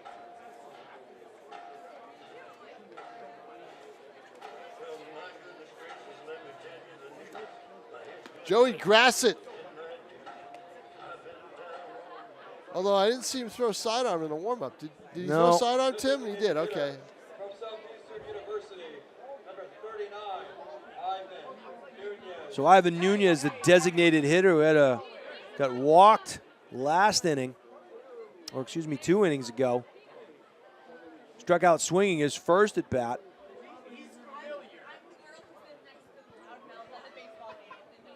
That's okay. He's also got a woman that's sitting next to the loudmouth at the baseball game. So we're all set. Faced Joe Grassett, 5'10", 145-pounder, the University of Hartford. Grassett, the former Sauhegan pitcher. Yep, absolutely, out of Amherst, New Hampshire. Played his high school ball at Sauhegan. His brother Jacob is still on the team, still at the Sabres. That submarine delivery. Taken for a called strike there now. Quickly down 0-2 is Nunez. But it's got to be tough to adjust to that. Yeah, you've seen a delivery. different look than you've seen. You Yeah. know, you face something completely different. Your first 2 at bats in Dawson, and now a little unorthodox with that That's- one. See, that's the problem. Grassett likes to come inside Yeah, and has the tendency to maybe plunk a batter or he's two. lucky that one. I thought for sure that was going to hit Nunez. Now, you know, if that hit Nunez, you know what I would have done as the umpire? I would have not awarded him first base. because he didn't make an attempt. Exactly. Yeah. Swing and a high fly ball. Regan is going to call it. And he's gonna Settles make under it. Yep.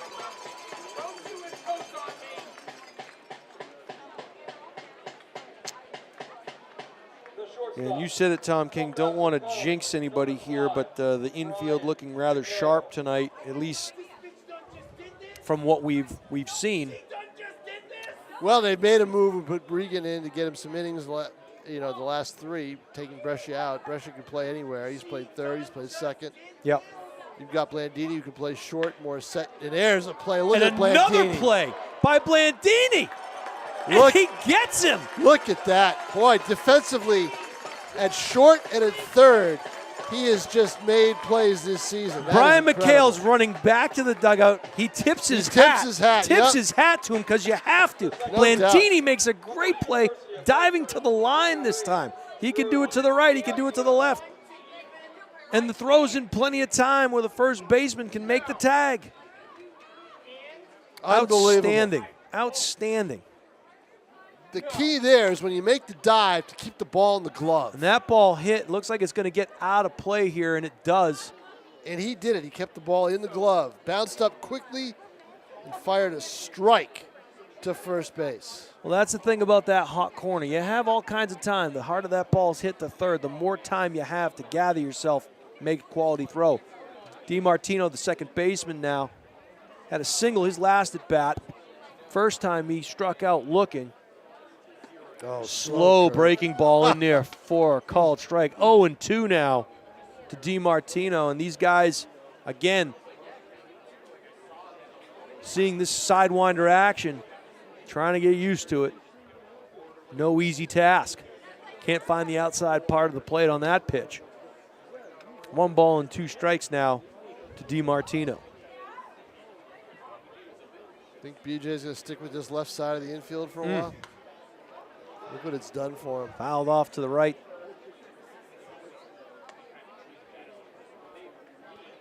And in a game like this, how important are those plays? Oh, a one-run game? Huge. It's a trade-off from not getting the run last inning in a way. Right. That one roped right back over the head. Yeah, Grassett lived with the slow bender too long. You didn't really need to just let him see that so soon again. Right. And it just hung out over the plate. DiMartino was waiting on it. Oh, just right out of it. Gave him a reverse mohawk on that one. Now, does DiMartino run? That's the question. Well, that is the question. Biddison has had a good night behind the plate. He'll throw people out. Maybe so. Mendoza hit into a double play his last at bat, but that slow delivery might give you an opportunity to steal a base. It might. You know, Grassett from the stretch. We'll see how quickly he can come to the plate. He looks over. I'd throw over there. You may have to, just to keep him honest. Does it? And that one roped in. That's going to fall.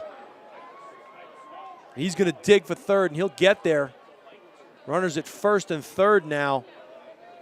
And suddenly, after two quick outs, the Suns have something going here in the top of the seventh. Well, they've got something going, but that's 3 straight balls hit hard off of Grassett, because don't forget that ball hit to Blandini. Could have very easily been an extra base hit. Right, so in essence, depending on how this plays out, I think Blandini saves a run. I think Grassett needs to step up the velocity. If he can get, he's had velocity. If he can throw it again a little harder, he might have these guys off balance. Kulamovic, the third baseman, now steps in. He struck out swinging his last time at bat. He grounded out his first time. 0 for 2. Swing and foul back here. It seems like they're timing. They have the timing now. They're timing, but the thing was Grassett's pitch right there, it jammed him. Yeah. If Grassett can do that without hitting him, location extremely important, no doubt. He's going to be critical on this at bat because he's got an open stance. And that allows him to fly open and hit the opposite way. See, he goes inside and he hit plunked him. Nowhere to put him now. Hit by pitch. So third baseman Jack Kulamovic will head down to first, and now bases are fully loaded. My guess is, let's see if they get he gets a visit from Kyle Jackson. I don't see Jackson making a move to come out. They're going to let him work his way out? Nope. Jackson's coming out to talk to him. No action as yet in the pen for the Silver Knights. No, they want Grassett. This is Grassett's inning. He's got 2 outs. They're not going to get somebody else warmed up too early unless he allows 2 runs to score here. So you're Kyle Jackson. What are you telling Grassett right now, Tom? You're telling Grassett to relax and make sure his location is good. I mean, the thing that you fear now after hitting a batter is that he's going to try to go away. Right. And he doesn't have that luxury right now. I would also think that you're telling him, look, your infield is playing for you. They're playing well behind you. Right. Let him put something in play here, and we'll make the plays behind you. You don't have to do anything fancy. He hasn't gotten behind the hitters. It just hit that one batter, which is what I was afraid of when I knew he would try to jam him on the first pitch. I figured he'd come back in on the second. So let's see now. 2 down here. Grass trying to work out of a jam. That's what I'm afraid of here. His tendency is he can hit hitters. Outside, ball 1. That's the thing. The other thing, too, is he's aware of that, and he might want to stay away. You're also facing the number 9 hitter here. Yeah, so it should never have ball 1 to the number 9 hitter. Never. That's ball 2. It's 2-0 to number 9. Boy, that was quick, huh? How quickly they loaded the bases. Yeah. 2 ropes and a hit batsman. Doesn't take long. Similar situation for the Silver Knights last half inning. Yep. And there's a solid strike there, yeah.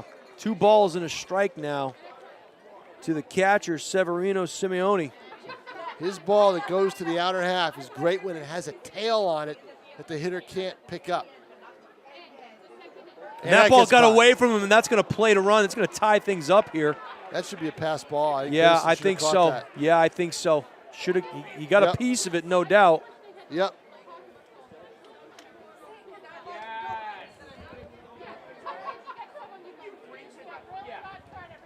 And it is a pass ball Yep. officially. Yep. So now the game is tied at 3. Go ahead, Runners- run. Standing 90 Yeah. feet away here. 2 runners. The chance. Now you get 2 strikes. Deuces are wild. 2 balls, 2 strikes, 2 outs here in the top of the 7th inning. 3-3. We got a good one here between Pittsfield and Nashua. Does that count 2-2 or shouldn't it be 3? What was that pitch that was past ball? That should have been ball 3. Was that ball 3? Should have been. I think it's ball. I think We'll it's see what the 3-2. call is on the field. Hopefully it Yeah. won't matter after this pitch. We'll see. That one fouled straight back and a chance for, woo, there's a lucky fan. All right, nobody's beverage spilled in the process. Everybody wins. Yeah, count is full. I thought so. There you go. Okay, full count now. Couldn't quite see the umpire's fingers. Now they're checking this out. They're gonna talk about it. They're talking Yeah. about something. Third base They're coach. talking about the count. Right. They've got to be.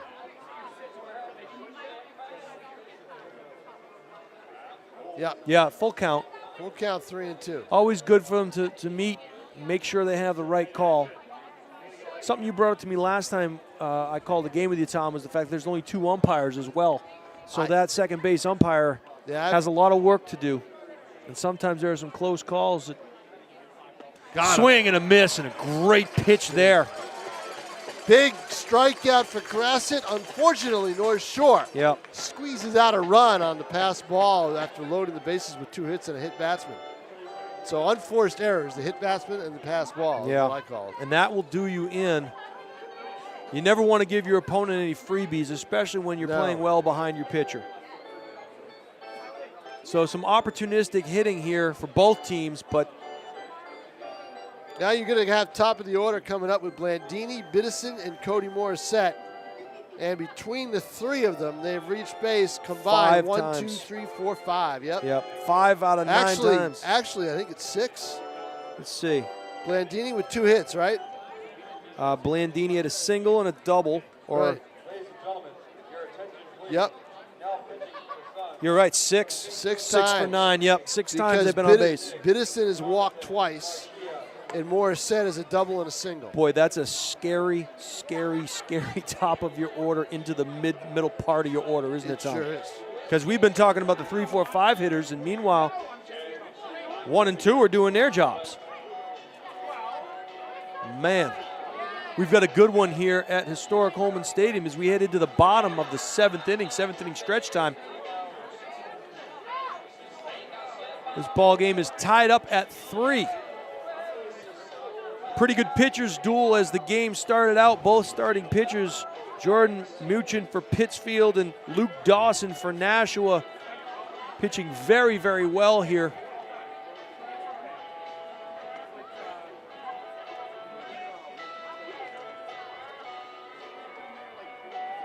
As Tom King mentioned, the top 3 batters, Blandini, Biddison, and Morissette. And if anybody gets on, that dangerous designated hitter, Jake LaBelle, who hit a shot into right center field last half inning. So I asked LaBelle last night, how have you been able to stay? How did your timing look so good? You know, to get, you know, you've got players here who have taken months off and come in here and just not been able to, you know, pick it up right away. Right. Which is understandable. But Sure. LaBelle, not the case. He came through, and he said he's been hitting with his father every day. Up in, well, he's got a camp in, his family's got a camp in Ossipee. Yep. But he's from Berwick, South Berwick, Maine. That's where they live all the time. So, Well, he's seeing the ball. It must look like a beach ball coming out of the pitcher's hands because he's just doing with it what he wants. Going the other way, as you mentioned at the beginning of the telecast.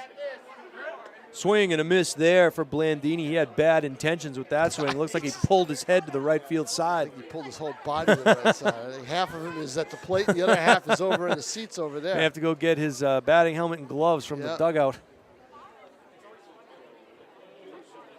Blandini flashing some leather at third base tonight. Trying to help his cause now. Get on base for the 3rd time. Single, a double. Last 2 times up. 2 for 3.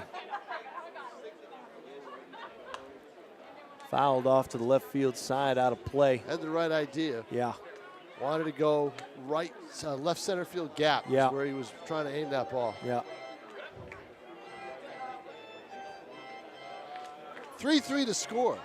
We are in the seventh, bottom of the seventh. Game was moving along at a pretty good pace early on. Swing and fouled off to the right field side up by the light pole. He got around on that one. Seventh inning last night, Jason Roby took about, I'd say 50, somewhere between 50 and 55 minutes. Oh. 5 runs apiece. No clock in that game, And Tom. it took place an hour later than where we are now. That one hit about 1.5 miles up into the And night out of sky play. and out of play, yeah.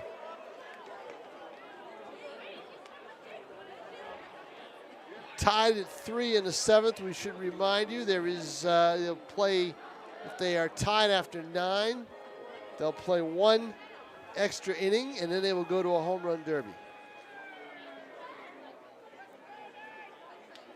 It's a nice, interesting twist on extra inning baseball. Saves your pitcher's arms and That's the design. Ooh, that hit him. jackknifed out of the way. He got out of the way of that one. But that's the reason for one of the main reasons for it. Also, 2 years ago there was, I think, a 23 inning game or something like that. So they. And were you at that game, Tom? No, I was okay. not. If I was, you wouldn't see me here. 2-2 now. Swing, Popped and that one hit about 1 mile into the night sky here, settling under it. Yeah, second baseman. His foul balls told the story of what he was trying to do. Yep. Fortunately, got under it. So 1 out. The catcher from Virginia. But they have Tech, not had the home number run 2, derby here yet. Nick. So we're due. Is that what you're telling me, Tom Yes. King? Okay. Yeah, we are too. They've had the Silver Knights have competed in 2 since the rule was instituted last year. 1 late in the year at Martha's Vineyard, and 1 just a couple of weeks ago. I believe it was at wasn't it the Vineyard? Was it at Bristol? Not sure. Nick Biddison, the catcher, up now, and he smokes that one, but right to the right fielder. He'll settle under it for the second out. The shortstop from Boston College, number 8, Tony Morissette. So we were singing the praises of the top 3 hitters here, and 0 for 2. yeah, 0 for 2 so far this half inning, but Morissette now will step into the box. An opportunity to get his 3rd hit of the night.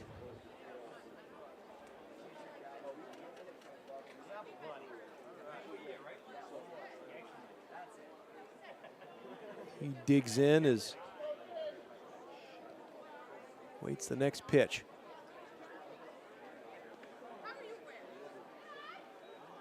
It almost looked like that crossed the catcher up a little bit. Did. Yeah, and but no discussion between the two of them, so maybe he just didn't read it correctly. Morissette hangs out over the plate. Let's see if they try to jam him. A good call, Tom King, and that one smoked into center field. Morissette with his 3rd hit of the evening.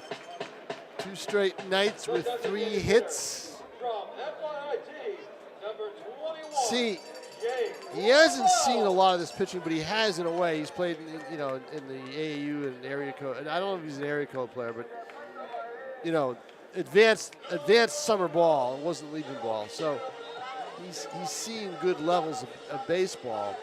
Not quite full college, but the advantage that some of the high school kids have, if they can handle the level, they've played continuously. Right. So they haven't had a month off if a college season ended early and the team didn't make the tournament, didn't make the postseason. Right. So continuation. Right, exactly. He played one night, came here the next. That's LaBelle with a swing and a miss on a pitch to the outside. And I bet they stay out there. Yep. Yep. Tail on that pitch, tailed away, swing and a miss, 0-2. When you look at that gap in right center field right now, Tom, and that's where he put the last one. And that's where he wants to and put that's this where, one. and they, the Suns don't care. They're going to shade him to left. Well, they know him pretty well. They've faced him before when he was with Seacoast. And then again, they go outside. Right, and so they're trying to do that. The guy they really don't know is the guy at first base. Right. Morissette. That's what Well, BJ said. they will soon enough, huh? Yeah, BJ said before the game with LaBelle hitting fourth, he expected Morissette to see some good pitches, Yeah. and he has. Yeah. That's a good call. Swing and a miss. Wow. So pretty good job there. That was speed. Just blew it right by him. Yeah. Challenged him. So we've played 7 here at Holman Stadium. The score, Nashua Silver Knights 3, the Pittsfield Suns 3. On a beautiful night. And we're going to have a new pitcher, I think. See if Grassick goes back out there. They had a lefty warming up in the pen before. All right, so you should be able to get this pretty easily. Are you here? Don't know if they want Grassick throwing 2. I think he is, Tom. He is, yeah. It's a right-hander. I think it's Grassick. It's Yep. Grassick, yep. Then you win 2 free movie tickets and I'll win 3 popcorn. But he'll be on a short leash. Right. Guys, there is All right, let's see the movie. work in the bullpen.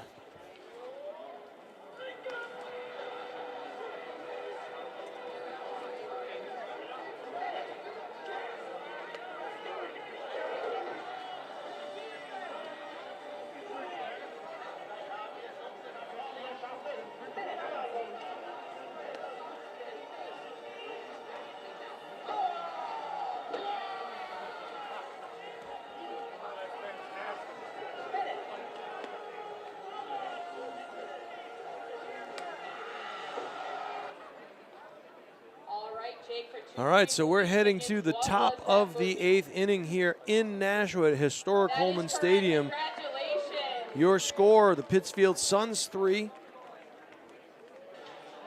And they got those 3 runs on 5 hits. And the Nashua Silver Knights 3, their runs coming on 7 hits. And 1 error for Pittsfield. Chad Shea, the right fielder, grounded out his last at bat. Has 0 for 3 here so far tonight. So one would think he's due. His first time seeing the sidewinder takes strike 1. So Joe Grassett starts ahead, the University of Hartford junior from Amherst, New Hampshire. And that pitch is outside. Count evens up at 1-1. The Pittsfield Suns right fielder.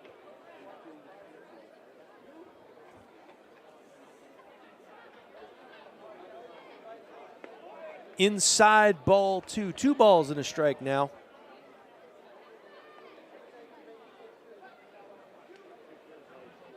Shade grounded out, struck out swinging and grounded out again.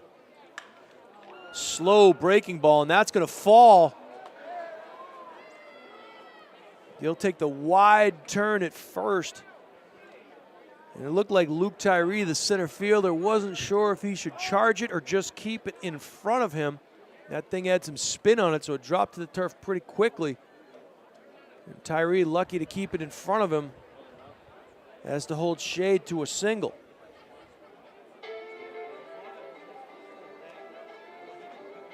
And that's going to do it. Tom King made that call.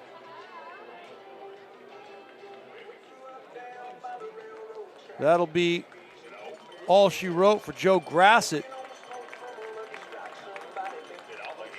He gets a nice round of applause from the home crowd. And you hear all the players who come to play here for BJ Neverett and the Silver Knights, how much they love playing in Nashua. The fans here always so appreciative, accommodating, and supportive. And as a result, when given a choice, they want to come play here. They want to come play under the lights at this beautiful stadium. They want to come play for BJ Neverett, and they want to play for a winning organization. Ladies and gentlemen, your attention please. Now pitching for the Silver Knights. In the short time that this FCBL league has been in existence, you're talking 4 FCBL championships, 2-time back-to-back in 2011, 2012. last year, 2017, and then in 2016. So a winning tradition here. You have to keep in mind there's a lot of roster turnover, as the rules stipulate. As Drew Farkas, the 6'1", 165-pounder out of the University of Hartford from Southington, Connecticut, will take the mound. Farkas is a left-hander.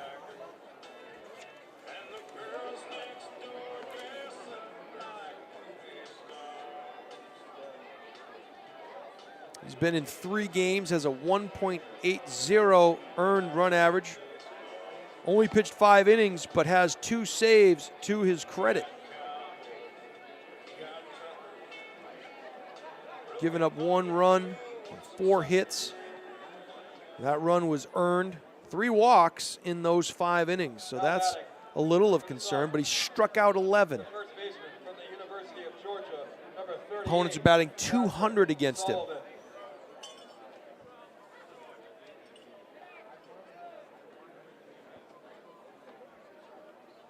Patrick Sullivan, the first baseman, digs in. Lefty against lefty here. Have to like the matchup if you're the Silver Knights. And he'll take off for second, and the throw just a bit short. So Shade will swipe second. And now the go-ahead run in scoring position. 1 ball and no strikes to Sullivan.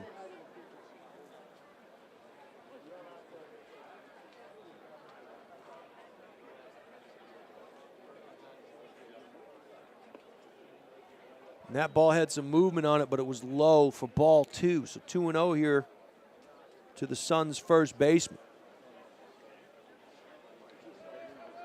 Farkas now from the stretch. And that ball is hit a ton into center field, but settled under.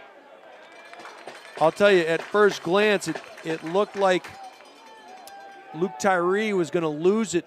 He took off running and then settled underneath it, was able to make a great play. So an important out there. However, Shade tags up and now finds himself at third base. So with 1 down, the go-ahead run 90 feet away. Center fielder Dave Matthews digs in. His chance for an RBI. Swing and fouled off to the left field side and out of play.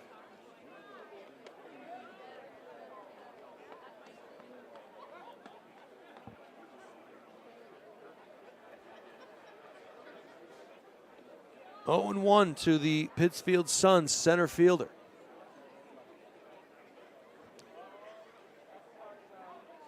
Now wait for Blandini to get himself set at third base. Farkas to the set. Slow breaking ball in there for a strike. Maybe a changeup.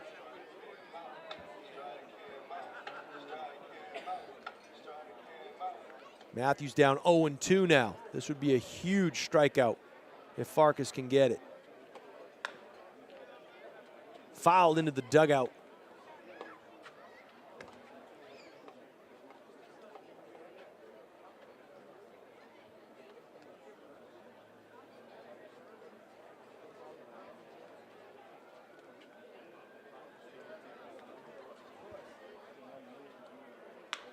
He got a piece of it.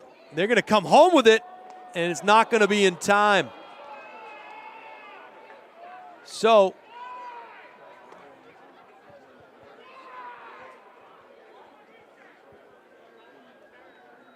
questionable play there is you have to wonder. And that was Bryce Regan. If he was too deep to come home on that ground out or on that ground ball, maybe he should have come to first.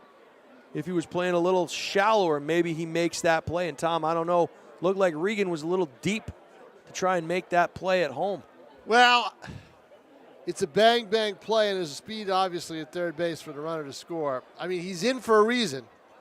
But it looked. Okay, my he's point in- was, it looked like he was a little too deep. If you're going to come home on a play like that, maybe you want to come a little bit towards the grass, a little closer. I think there was a little bit of hesitation before yeah, he threw it. I think you're right. And I think that's what did it because he's in on the grass. So I'd have to see it again. Yeah, it wasn't Just to be hit sure. sharp. It was maybe a slower roller, and he didn't Right. charge it as fast. You might be I right mean, there. either way, a run's going to score. If he goes to first, a That run's one's going gonna to get the fouled runner's out. not going to hold up with the infield in. Now, the one play you make is you look the runner back if you're able to do it. Right. But if you do that, there's the hesitation. And, Right. if he's going to make his play, try to score. Really can't be indecisive there. No. You gotta make your mind up. Nunez, the designated hitter. That runner scored standing up. Right.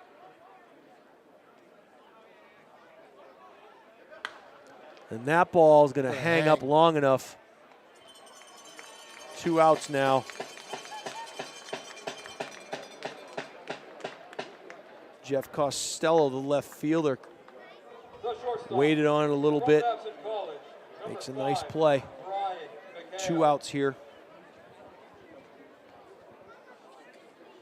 Brian McHale, the shortstop, 1 for 3, grounded out twice and has doubled tonight.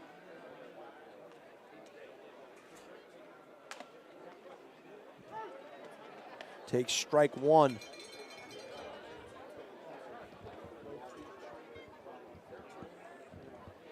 Tennis tonight, 1,321. 13-21 at Holman. Swing and a miss. Got him inside.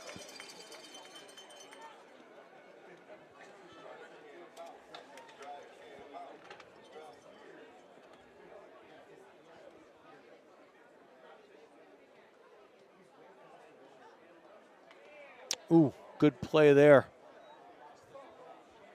by the catcher. Biddison had to move to his right and block that thing, standing up. Key play in this inning was the ability of the runner to tag from second on the deep Yeah, fly ball. yeah, and go to absolutely third. right. Absolutely right. And again, we're seeing some wizardry Yeah, he out even there made by that- Blandini. He even made that play more difficult. He looked at second. I think he had a play at second easily. But he fires to first, but Blandini with some great defensive play. So you get the pitching, you get the defense. You just had that little blip with Grassett at the end of the inning in the 7th and just the start of the 8th. I got to tell you, for people that have never played baseball before, one of the hardest things to do is play third base. Because that ball gets to you in a hurry, and the hand-eye coordination that is required gotta for be. someone to play the hot corner is Plus quite a skill. the coordination, plus the instincts. You've got to be quick Right. to move. And then you have to throw across the diamond. Right. And you've got to make an accurate Yeah. throw. I mean, He's made 3 spectacular plays tonight, twice moving to his left, once moving to his right. now you probably never saw Brooks Robinson play, did you? Or did I've seen some clips. But you yeah, didn't see him live. Never live, no. No, Brooks Robinson was something else. Yeah. I mean, he was just a wonder to behold at third base. Yeah. And the other game that I've seen a third baseman play that was outstanding was Greg Nettles in the Yankees. Sure. No, In I've seen Nettles, in yeah. 1978 Yeah. in Game 3 of the World Series against the Dodgers, Nettles basically turned an entire World Series around with his play at third base because they were down. The Yankees were down 2-0 against the Dodgers. It was the Dodgers, right. Going yeah. back to Yankee Stadium, Ron Guidry on the mound. Yeah. And Guidry gets hit. Guidry would get hit. I mean, he'd swing and they'd swing and miss at him, but he'd get hit a lot. And boy, Nettles had a night to remember. Saved at least a couple, 2 or 3 runs. Yankees win that game. They go on to win the series in 6 games. It's something to behold, to watch a good third baseman That's play. it. And you're seeing it here tonight. Oh, you really are. Jeff Costello, the left fielder, will step in for his 4th attempt. Has not gotten on base as yet. Grounded out 3 times tonight.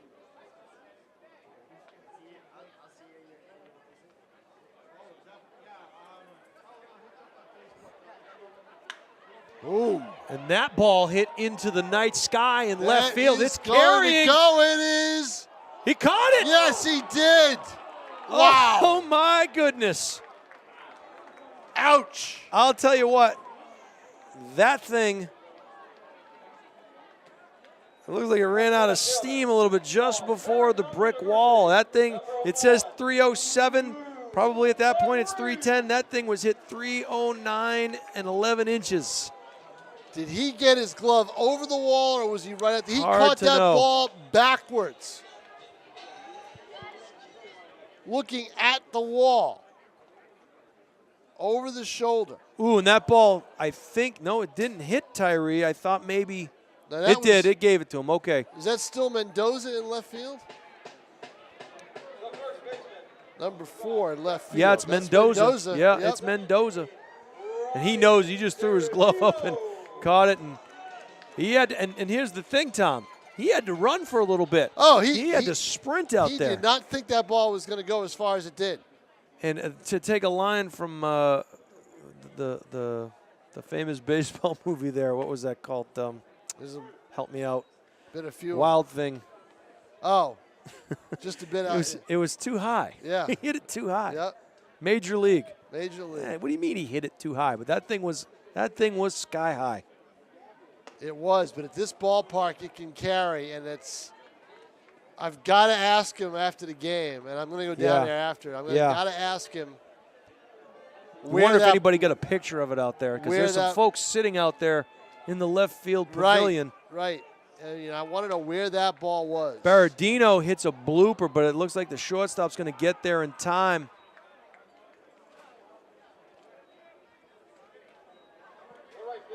So Matthews settles underneath for the That second was- out. That was Costello who hit that, right? The Um, fly ball, the deep fly ball. yeah, that was Costello. Costello, Yep. yeah, Yep. okay. Yep. Oof. Wow. One heck of a catch. Know who's on first, what's on second. I don't know who's on third on that one. Oof. You get that reference there, Tom? Yes. Abbott and Costello? Yes, yes. All right, very good. Just seeing. That one's roped into right field, and he's going to go first to third. Yeah, we know who's on first. Let's see. Tyree's going to hit slide. He's going to get there, and I'm going Yep. to tell you why he got there, Tom. He saw the positioning of the third baseman towards the left field side of the bag, third and he baseman has to come slid back. Right. inside. Right, That's exactly. a very smart base running move there. Very smart. Another play at third base that I don't have. So I've got a shot at Tyree with a head first slide last night. I tell you, that's Tyree. He's fun to watch, isn't he? Tyree makes a great play, but that's just, if that ball is thrown into the middle of third base, Right. that's a good throw right there. But That's you a good see, throw. the third baseman's got to come back for that Yeah. throw. Yep. You know, Well, he slides to the inside Yeah, part of the bag towards the exactly. home field side of the bag, and Right. as a result, he creates space between the tag and himself. So if he scores here, that's because of some of his own doing, no question about it.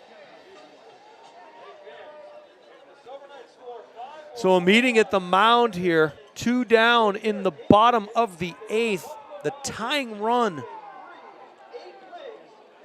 in Luke Tyree, who was hit by a pitch. And you have to think about that deep shot to left field that was caught by Vicente Mendoza off the bat of Jeff Costello. A coulda, shoulda, woulda moment. We'll see if that matters here, as Bryce Regan has a chance to knock in a tying run. High and outside, ball 1. I'm sure Regan, after that play to home that allowed the go-ahead run to score, would love nothing more than get an opportunity to tie this thing back up. Swing and a miss. Couldn't catch up to that one. That was some heat right there. Count evens up at 1-1 for the Silver Knights' second baseman. center field is in shallow. Outside high again. 2 balls and a strike now.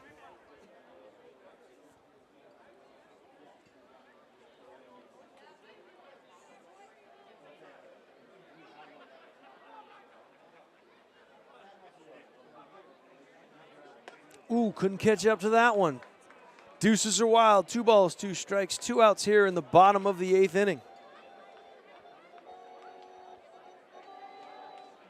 Bryce Regan with an RBI opportunity here, and they're going to steal second. He's in a rundown. He should have gone. Trying to see if they're going to get him to go home. They're going to just let him have second base. And they will concede second base. And then Tyree did not come home, which was smart because I think Tyree would have been out. Unusual play. Very you see a little bit of everything here at the FCBL level. I'm watching him run, and he's slowing down as to draw a throw so Tyree could run home. And they weren't buying it. Nope. They conceded. But I'll tell you this, Tom King, now a base hit. Now a base hit. He disrupts the rhythm of the pitcher, right. But a base hit now gives you the lead. Yeah, exactly. Huh. They just quit in the middle of the play. I don't know. Once again, why we're sitting up here. But you know what? After he makes that real estate and that much distance, he started to head back to first. Exactly. Now they're going to have to go Oh, over they'll this. call timeout and talk it over. You Well, got a full count here. You know what? All right. There's no mystery here. You've got the number 9 hitter, and let's face it, Regan has struggled. So what do you do? What hasn't he caught up to in this at-bat? He is the heat, right. the heater. You just throw a fastball. You just rear back and throw it. Yeah, Yep. exactly. You throw it by him. You got Blandini on deck here. You don't want to see him. You challenge Bryce Regan. And he does. Did. And that was ball 4. Yeah, it was. That was ball 4. Up and away. Yep. So, there it is. We're going to head to the top of the 9th inning. Some good baseball here, entertaining baseball. Very. On a great evening here at historic Holman Stadium. Your score, Pittsfield Suns 4, your Nashua Silver Knights 3. Jason Roby here with Tom King. Tim O'Neill on the moving pictures, executive producer Pete Johnson. Of course, this game can be seen right now live on YouTube. Sir Sterling, or on tape delay, channel 99, Nashua's ETV.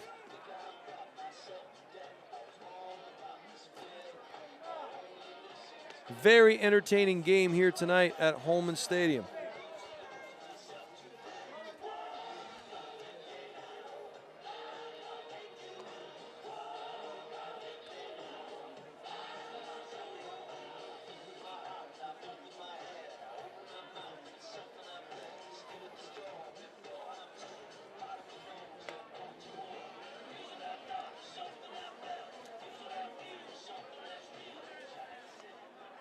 So here we go.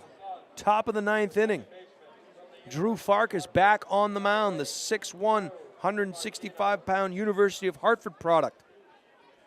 Trying to keep this Pittsfield Sun lead at 1 run and give the top of the order a chance in the bottom of the 9th.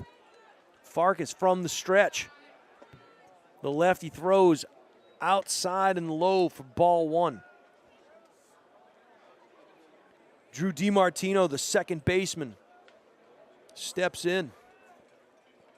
And he deals, and that one fouled off to the right side towards the Silver Knight dugout. 1 ball, 1 strike to DiMartino. Well, that was an eventful 8th inning on both sides. Outside 2-1 now. Due up in the 9th for Nashua, Blandini, top of the order. Top of the order. That same trio. So they're due, Tom. We ruined them the first time. We did. We were singing their praises and key, though, is to keep it a one-run game, and Tyree's going to let that bounce. Yeah, he's going to let it bounce, and probably the right move.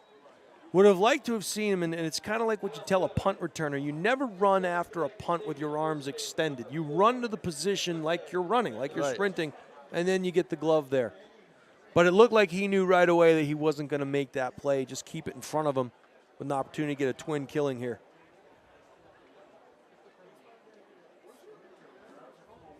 Entertaining game. Beautiful night here at the stadium. Lots of promotions, lots of giveaways. That ball that's hit a ton, and that's carrying, but it looks like it has a read on it, and he does. Had a way to run. Not sure he took the right path. I wasn't sure at first. I believe that was it Gorham? Yep. Andrew Gorham out there in right field. But the ball hung up there just long enough for him. One down here in the top of the ninth inning. The third baseman, Jack Kulimovic, was hit by a pitch last time up. They're looking for an insurance run, and they'll try to get it with their speed at first base, try to see if they can steal second. That was a good pitch right there by Farkas as he gets ahead. Pittsfield's forced the issue a couple of times in this game, and it's worked for him. There he goes. Oh, what a jump. Not even a throw. Not even a throw. Tom, I thought he could have stepped off the back of the rubber and made the play, but he decided to concede it. Yeah, Interesting. exactly. I thought he could have made that play. I thought he could have made the pickoff throw, too. But regardless, he's at second now in scoring position, so a base hit makes it interesting. That insurance run you talked about in reach. And that taken for, not sure what they called there. Ball and 2 strikes.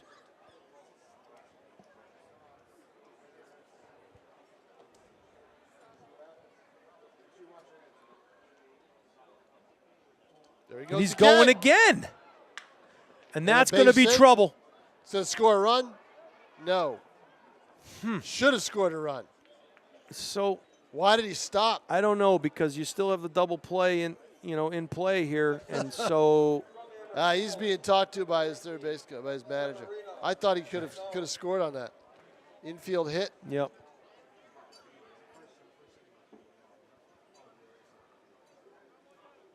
Boy, they are moving on Farkas, aren't they? And I don't know why he hasn't made a move to any base. He could step off the back of the rubber, but that pitch is outside. So Simeone, the catcher, struck out his last at bat, 0 for 3 on the night. Now high and outside, and clearly bothered by what's going on the base paths. But a lot of it's his own fault. Yeah, Biddison's going to go out there to try and calm him down, because essentially with all the action that's happened, you still have a double play in front of you, and you can get out of this inning. So, I mean, I'm trying to see the glasses half full here, I suppose. But well, the double play would work. You got to be able to turn it. Got to be hit hard. You got the people in the infield to do it. Yep. And that ball taken for strike. Good pitch there. That was an important one. 2 balls and a strike now to the number 9 hitter, the catcher, Simeone.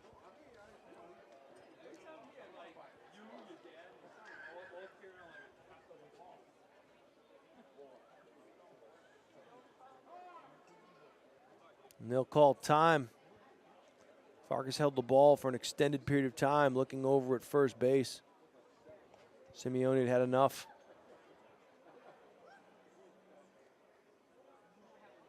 Swing and foul off of the right side. Boy, he reached across the plate. He sure did. And you know what his intentions. He just wants that. He wants that run in. He saw that hole because the first baseman's holding the runner on. You bet. Yeah, and it's a big hole. Yeah, exactly. So this is where Farkas needs to bust him inside. That's where the pitch needs to be. 2 balls and 2 strikes now. If it's out of way, he's going to go that way again. Needs to bust him inside. Does. And he does, Tom, and that's a good call by you. He thinks first base was occupied, so he's not going anywhere except back to the dugout. 2 outs here. So a huge strikeout there. Huge. We're back to the top of the order. Chad Shea, the right fielder. And he had a base hit his last at bat. 1 for 4 on the evening thus far. Chance to get that insurance run across the plate. They'll concede second and give a look back towards third. Yeah, no choice there. Yeah, DiMartino would have none of it. He was 3-4 steps off of third at best.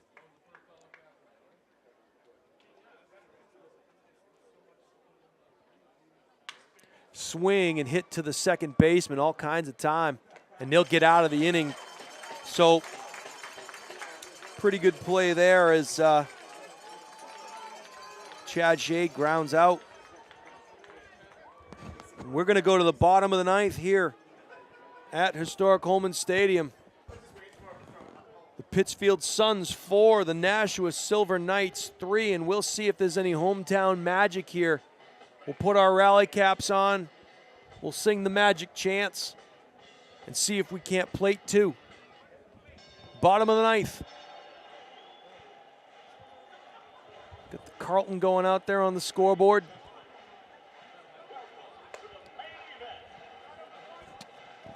Closer now in for the Suns.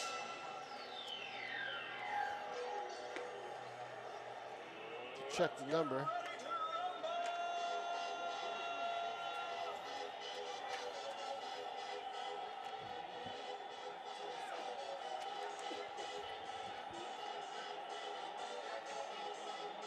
Looks like Mike Nochi. Yep, Mike Nochi out of Babson. Yeah, and Nochi is 5'11", 175, a junior. So Nochi with a 3.48 earned run average. He's 1-0 in 6 games. And he saves. No saves. That's interesting. No choice. saves listed. Interesting choice. 10 innings pitched, 10 hits. 10 and a third innings pitched, 10 hits. Given up 5 runs, 4 of them earned. He's walked 7. Okay, stop right there. Timeout. I'm going to make a prediction. He's going to screw everything up, I'm sure. He's not going to have a clean inning. Okay. All right. That's my prediction. Based on the line I just read you, or didn't matter what I was going to read you at that point? Based on the line you just read. Okay, me. all right. He's All right, not very good. Gonna have it. Now watch him do it. So the prognosticator, that is Tom King, has made the call. I said it won't be a clean inning. I'll see if I'm way off. He is not gone so far as to say that the Silver Knights will score, tie this up, or even take the lead. Just to say that it won't be a clean inning. Can't say that, but this is a curious. It is curious move. I mean, if he's their closer, he's their closer. But it doesn't look like he's closed anything so far this year. Well, in this particular situation, if you're Nashua Silver Knights manager B.J. Neverett, you got to like the folks you're sending up to the plate in the bottom of the ninth. We'll start with Tom Blandini, who's played some stellar defense at third tonight. He popped out his last at bat, but he's been on base a couple of times, and he gives this thing a ride to center. Well, but it's going to get settled under. And swinging at the first pitch. First pitch swinging. So Blandini flies out to center. Biddison flew out to right his last time up. He's 0 for his last 2, center and right. But he's been on base twice tonight, so he's shown the ability to be patient at the plate with a couple of walks. He's taking a strike right there, so down 0-1 now. Clean inning so far, yeah, Tom. All right, just saying. Swing and a rope in between short and third. See, you spoke too soon. Not clean, Jason not Roby. clean. Told you, would not have a clean inning. The shortstop from Boston College, number 8. All right, Cody Moore is set now. Had a single his last at bat. He's been on base 3 times tonight. We'll see if he can't extend this inning and this game.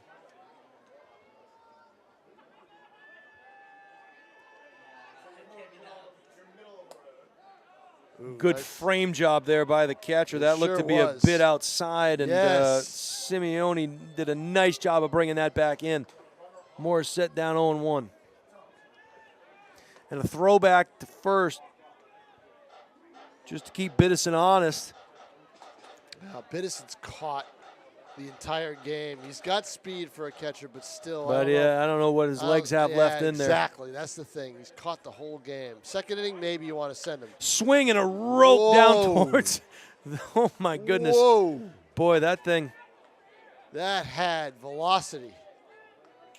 That thing left the bat very quickly. I'll tell you, Biddison's getting to at least third on that, but that thing was going to get out there in a hurry. Yeah, so now you go off speed with. Yeah, with 0-2 now. Get his timing way off, go off speed.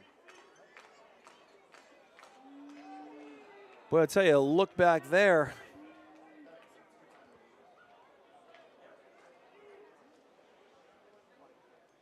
Ooh. Oh, he tried to go off speed. Boy. Didn't break, did it? Off speed, off sight. Yeah, exactly. Thing was destined for Broad Street. Wow. Boy, was it ever. 1 ball and 2 strikes now to Morissette. Now, see, Biddison could have stolen that. Yeah, maybe so. Ooh. Just got a piece of it inside. Boy, good way to get his hands inside the baseball. Clean that out. Comes with the fastball inside. Yep. Now, do they get greedy and think they can put one by him, jamming him a little bit? I don't think so. Fastball? I think they learned their lesson. If they haven't, I'm coming high and outside, make them chase it. And they did. No, they didn't. That's going to drop. No, Nope. it's not. No. They got they got more of the plate than they wanted to. Yeah. And But that was definitely outside and high, and so they weren't coming back inside. But Morissette wasn't fooled by it. He couldn't put it in play. So 2 down here now, and you've got LaBelle, your DH up. And here's what's going to happen. LaBelle's going to hit a 2-run homer walk-off right here. We're going home. Here we go. Well, that would be nice, wouldn't it? If he doesn't, we're probably going home anyway. We're going home regardless.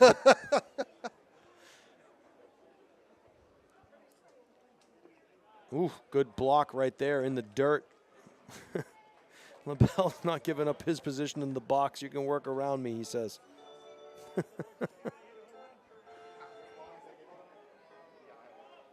LaBelle struck out swinging his last time, and he was... Ooh, did he go? They're going to ask. They're going to say, yeah, didn't ask, just said yes, and LaBelle doesn't think so. I don't think so I don't either. The head of that bat never really left his shoulder. Tim O'Neill says, no, I'm going with his call. Unfortunately, the only one that matters is the one down behind home plate. Another good stop there. He almost did the same thing. Yeah. Almost the same motion. Motion, exactly. 2 balls and a strike now to the designated hitter, Jake LaBelle, who was an RBI machine last night. It would be great if he could pick up a couple of more right now.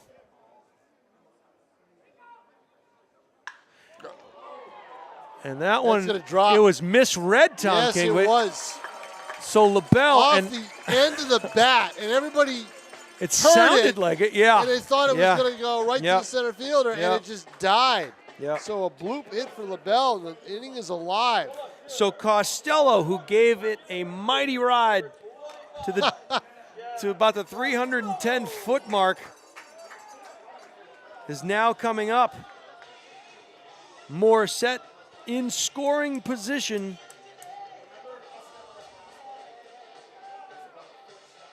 And the Suns have a meeting at the mound as to how they want to play this one. 2 outs. Silver Knights keeping things interesting with runners on first and second. Jeff Costello, the left fielder, with a chance here to extend this ball game.